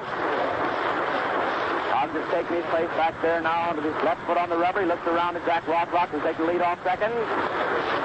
Makes a fire long catch into the air, shoots it down, and it's a high fly out into center field.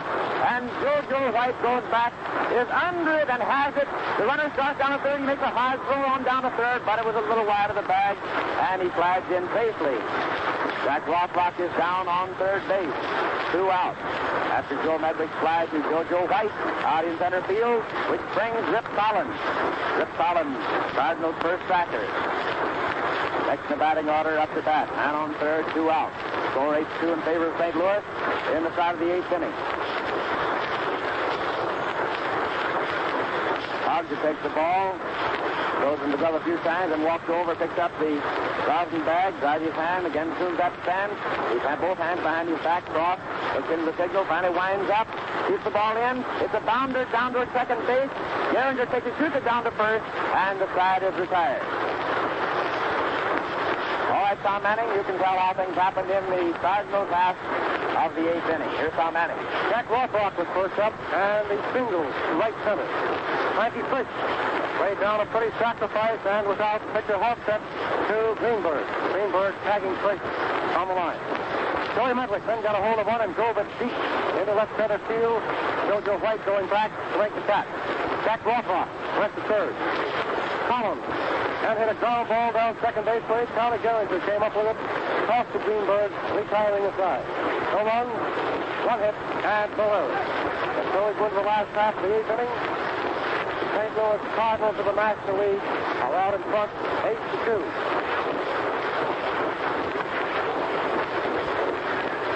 Fuller goes to center field for the St. Louis Cardinals, replacing Ernie Orsatti.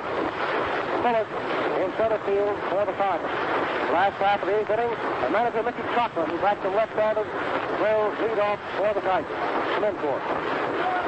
Here's Mickey Cochran up there. Take his place. Here in the 8th inning, his team feeling 8-2. Josephine takes the signal, winds up, comes in, and it's a call strike. Mickey didn't offer at it. Ball strike on him here in the 8th inning. But he's back there, and he takes a couple of side swings with the pitch. It comes in, and it's a ball wide of the plate outside to a left-handed batter. He throws his back throw around his head once, puts it back on his shoulder. He winds up, shoots it in, he doesn't offer at it, and it's a ball. 2 balls, again it was wide to a left-handed batter. It's about waist high.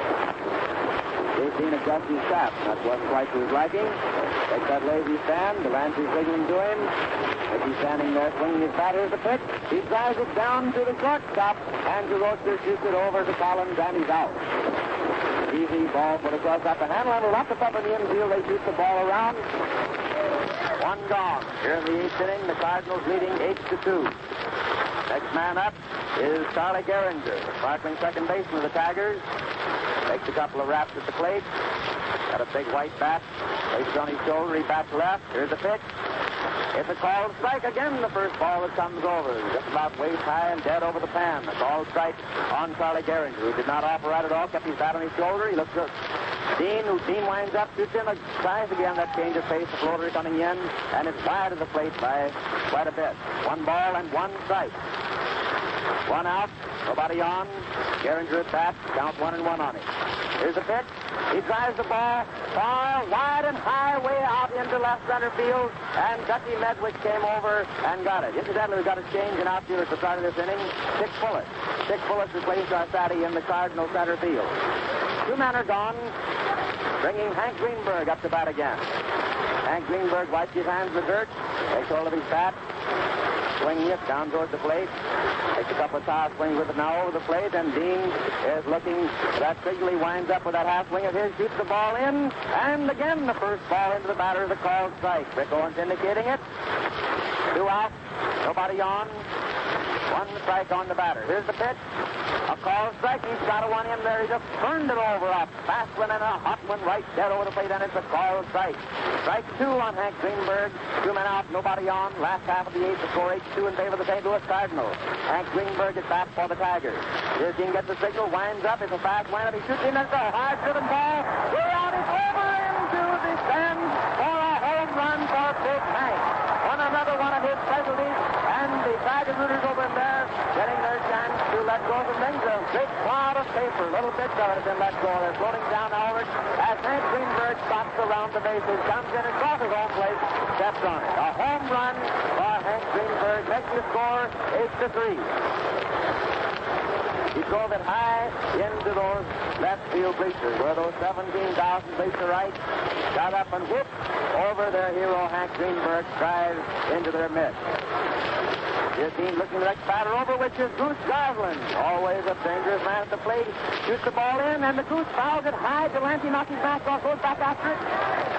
It comes down and hits the screen just too far in for him to get it. It looked like it was coming down into his hands, but Delancey didn't have a chance to get to that ball, and it's strike one on the Goose. Nobody on, one run in. Score 8-3 in favor of the St. Louis Cardinals. Two men out. Goose Goslin at bat. That's left, you know. Throws right, however. Takes his face back in there, taking a couple of style swings. Here gets the signal. That short wind-up is, he takes it longer this time. Two swings, and shoots it over, and it's a strike. He swung hard, and very viciously at that ball, but got nothing to recover but the amount of air which is in front of his back. It's strike two on the Goose. Taking his face back down there now. Look at the determination on that set chin of Goose Goslin. Wind up. Set and the pitch, and he drives it down to the shortstop. DeRocher has it, takes it over to Rip Collins, and the side is retired.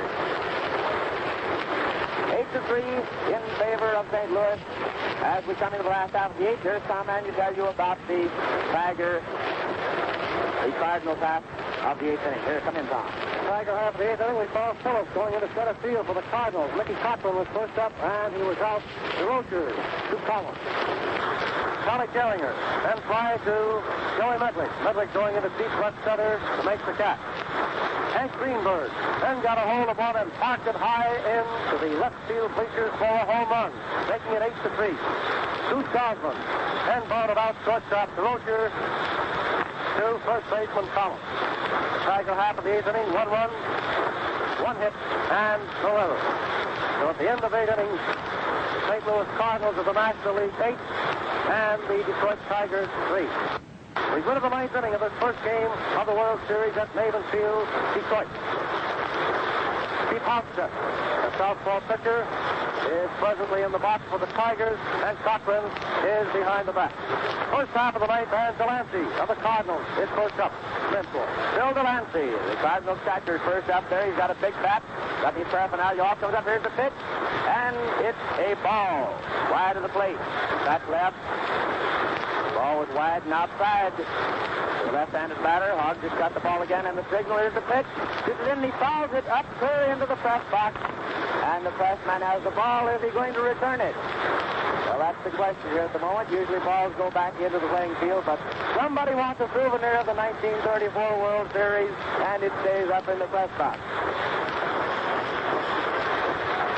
The ball goes into the game. It's Bill Delancey down there in the batter's box.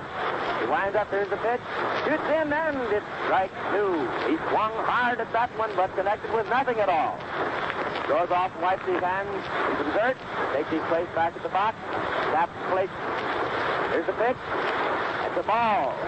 3-2 on the batter. 3-2 on Bill Delancey. What'll the next one be? Always the question in the batter's mind when it's 3-2. He comes looping down. He drives it hard. It looks like it's going into the feet, but not quite. Goes out and goes back up against the fence and takes it on the run. That ball looks like another one of those homers into those left field bleachers. So Delancey retires to dugout. There's one gone here in the Cardinals half of the ninth inning. Dick Bullitt, who has just replaced Orsatti in the eighth inning in center field for the Cardinals, is next up. Dick bats and throws right. He's taking his place down there in the batter's box now. Ball comes shooting over, and it's wide of the plate. It's a ball. Wide to and outside to a right-handed batter. One ball. Archer has it again. Looks over the signal, winds up, shoots it in. He drives it hot over second base, way out into center field. It's good for a single. Jojo White throws it back in. A single for Dick Bullitt. He just come into the ball game. That was his first time at bat. Leo DeRocher, shortstop. St. Louis Cardinals next up. Score 8-3. Favor of the Cardinals here in the ninth inning. First half of the ninth. DeRocher's at bat. A man on. One out. Hogg is looking well. First turn. Shoots it in fast, and it's a foul into the Tigers' dugout. Taking two policemen and a player guard. The policeman was standing down at the end of the dugout. DeRocher's up there. Strike one on him. Man on base. One gone. Score 8-3. He has a reputation for being able to hit when it means something when there's a man on. His batting average, 258 for the season, but he got most of those when it meant something, when there's a man on base. Hodge has the ball after trying it over to Greenberg, trying to see what he could do with Mr. Bullitt. He drives it hot down to the shortstop, who spikes it to second, but there wasn't time to get it down to first. Man is out at second.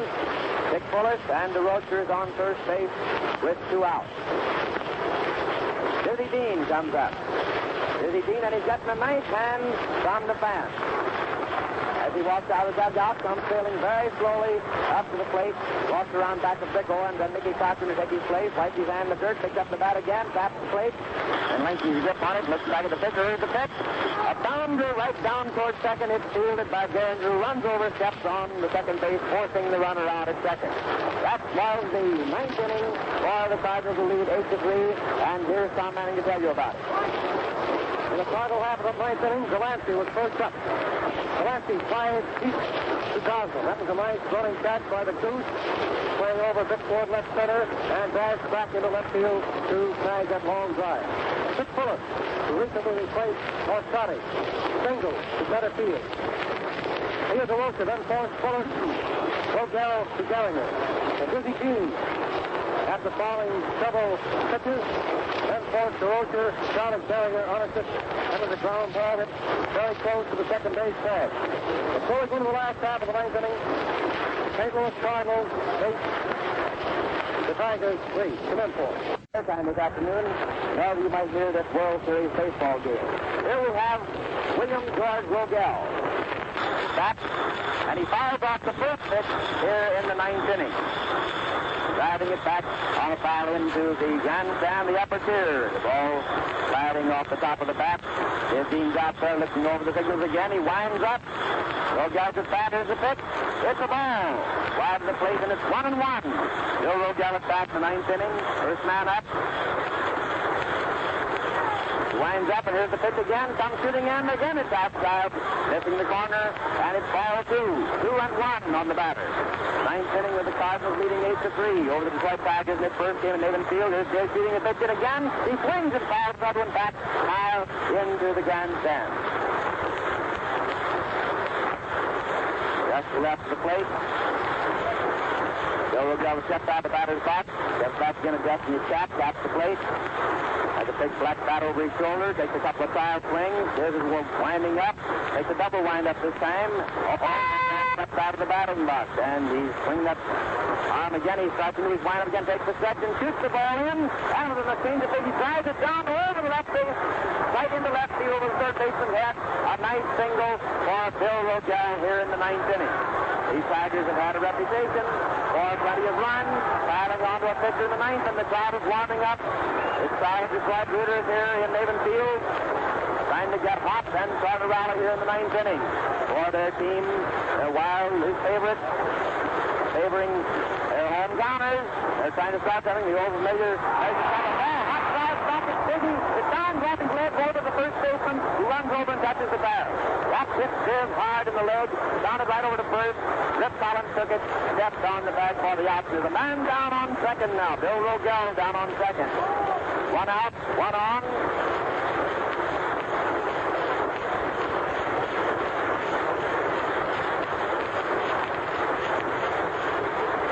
Pete Fox coming to bat. Bill Rogel down on second. Pete Fox, the right fielder. Well, the Tigers up there. He bats right. He stepped in there with a determined look on his chin here in the ninth inning with his team trailing 8-3. He looks around second base and shoots one in. He swings hard, missing the ball, and it's strike one on Pete Fox. Ball goes back to Sears. Sears will watch the man on second. Either to Roach or Fraser Bing. That's in. There's the pitch. Comes in. It's a ball, a low one. Clancy picking it out of the dirt back of the plate. And he's taking it right down on the ground to get it out of there. 1-1. All one and strike one. And on, one out in the ninth inning. So 8-3. Tigers trailing. He swings hard, drives one hard down to the third base. He catches it. Catches the man coming in the third. Throws it over. A very low throw to Rip Collins. We don't know whether he scored. Which one the air will be on the man who made the throw. It was low. He tagged Rogel. I got the man over there. They was over to first, but he couldn't get the man at first, but he stopped that ball. Rip Collins stopped it. We have Hawker coming in to bat for Hodgett here in the ninth. Hawker coming in to bat for Hodgett. Man on first. 2 out. Martin did a great job stopping that ball and getting the man coming in there, and then trying to wing it over to first. Here's the pitch, and it's a ball. A ball on Hawker, who has replaced Hodgson here in the ninth inning. 2 out, man on. He's pitching good. He shoots it in, and he swings hard, getting nothing for his trouble. It's 1-1. Ball one and strike one on Hawker. Hawker at the plate. Yeah. We misunderstood the name from down there at the loudspeaker. Walker rather than Hawker. He drives one down, but it goes foul before it gets to first. Walker batting for Hodgson.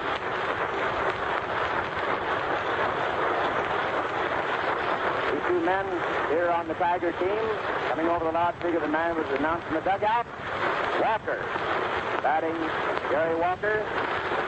Southern boy with an accent you can cut for the ninth. We were talking to him. He's up there now. He bats right. Center fielder. Just looked at him hard. Turns around, looks at the man at first. Over his shoulder, shoots the ball in, and it's high. And it's another ball. It's 2-2 on Jerry Walker. Walker steps out of the box, and seeing that motion, gives off back and picks up the rosin bag. Contest, the whistle takes his place first, and they both step back in. Here gets the signal, makes the stretch, looks over his shoulder, shoots the ball in, and again it's wide, and it's 3-2. 3-2, 2 out, a man on first.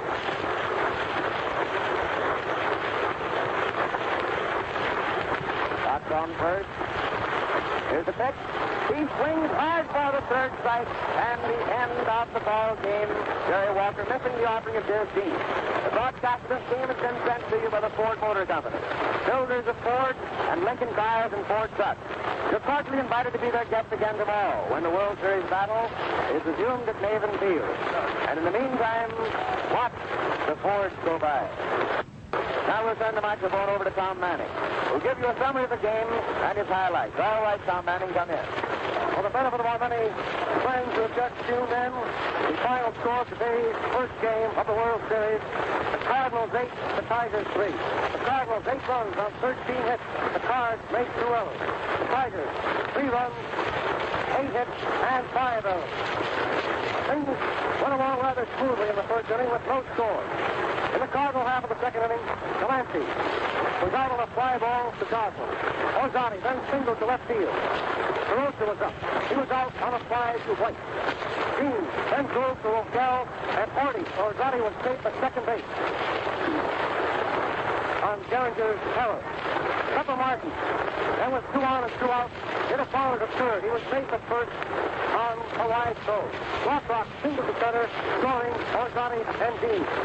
Martin went to third. Rothrock stopped at first. Frankie Fritz was then out. Geringer to Greenberg. In Cardinal half of the second, 2 runs on 2 hits. The Tigers made 2 errors. Then we hop over to the first half of the third inning. Joey Medwick led off with a single past third base. Collins rounded out. Medwick went to second. O'Gell threw badly and took another error. DeRosa returned safe at first on Greenberg's error, and Collins scored all the way from second, making a beautiful stride just ahead of the throw at home plate. Orzani then tries to right field. DeRosa slides to top. Cardinal half of the third, which put them 3 runs ahead of the Tigers. 1 run on 1 hit, and 2 more errors for the Tigers. The Tigers scored their first run in the last half of the third. Crowder was first up. He was out, steaming to Collins. White left. Ricky Cochran singled. After the count, was going to 3-2. He singled to left field. White went to second. Geringer singled, scoring White. And it made the score 3-1 at the end of 3 innings. No more scoring then until the Cards came to bat in the first half of the 5th inning. Medwick then got a hold of one and drove it high into the left field bleachers for a home run. Collins, after getting a count of 3-2, he left. DeRosa then flies to White. Orzani singles to left field. Collins went to second. DeRosa ended the inning flying out to White, making the score 4-1 in favor of the Tigers. In the 6th inning, the Cardinals really broke out, led by the great Dizzy Dean, who, after being razzed by the crowd for missing a strike by several yards, he then parked a 2-base hit against the barrier in left field. Pepper Martin singled to center field, and Dean crossed the plate, 5-1 the Cardinals. Jack Rothrock laid down a sacrifice Marbury to Greenberg. Quick, fouled out to Owen. This was a great shot by Marv Owen, who ran some 40 to 50 yards away from the third base cushion down the left field to make the catch. Joey Medwick, with a count 2-2, his 4th hit of the afternoon was a single to right field, scoring Martin, making it the Cards 6, Tigers 1. Collins then gave perfect execution of the hit-and-run play with a ringing single to right field, sending Joey Medwick to third. At this point, Halstead replaced Marbury. Halstead is a southpaw. Delancey doubled against the barrier, sending Medwick and Collins across the plate, making it 8-1, the Cardinals. Orzani then rounded out Geringer to Greenberg. In the 6th inning, the Cards scored 4 runs on 5 hits and no errors. The Tigers came back in the last half of the 6th inning with Geringer going out Collins Dean. Greenberg singled to center field when Orzani tried a shoestring catch. He was given an error because Greenberg went to second. Bruce Gosling singled to left field, and Greenberg scored 8-2 the Cards. O'Gell is out pitch to Collins. Gosling went to second. Owen then struck out. No more scoring then until the Tiger half of the 8th inning. At that time, Ricky Cochran was first up. He was out DeRosa to Collins. Geringer tried to Medwick. Hank Greenberg came up and smacked a long drive into the newly erected stands in deep left field at Haven Field for a home run, making it 8-3, which was the final score.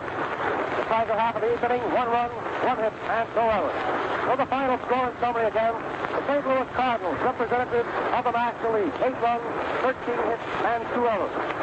The Detroit Tigers, representing the American League, 3 runs, 8 hits, and 5 errors. The starting pitchers this afternoon, Jerome Dizzy Dean, who turned in 30 great victories in the regular campaign for the National League Senate. He was opposed by General Crowder. General Crowder, you know, was one of the outstanding right-hand pitchers of the American League for several years, particularly during the playing season of 1933, when he turned in a great number of victories to assist the Washington Senators in winning the American League Senate. However, he appeared to be plenty tired in the series last year and failed. But he came back again this afternoon, inspired by new surroundings. The crowd out here at Detroit. He went in the box this afternoon, but was treated rather roughly by the representatives of the National League, the St. Louis Cardinals. The outstanding plays this afternoon has been quite agreed by Fort Bond and Graham McNamee and yours truly. Of course, the two long matches for home runs.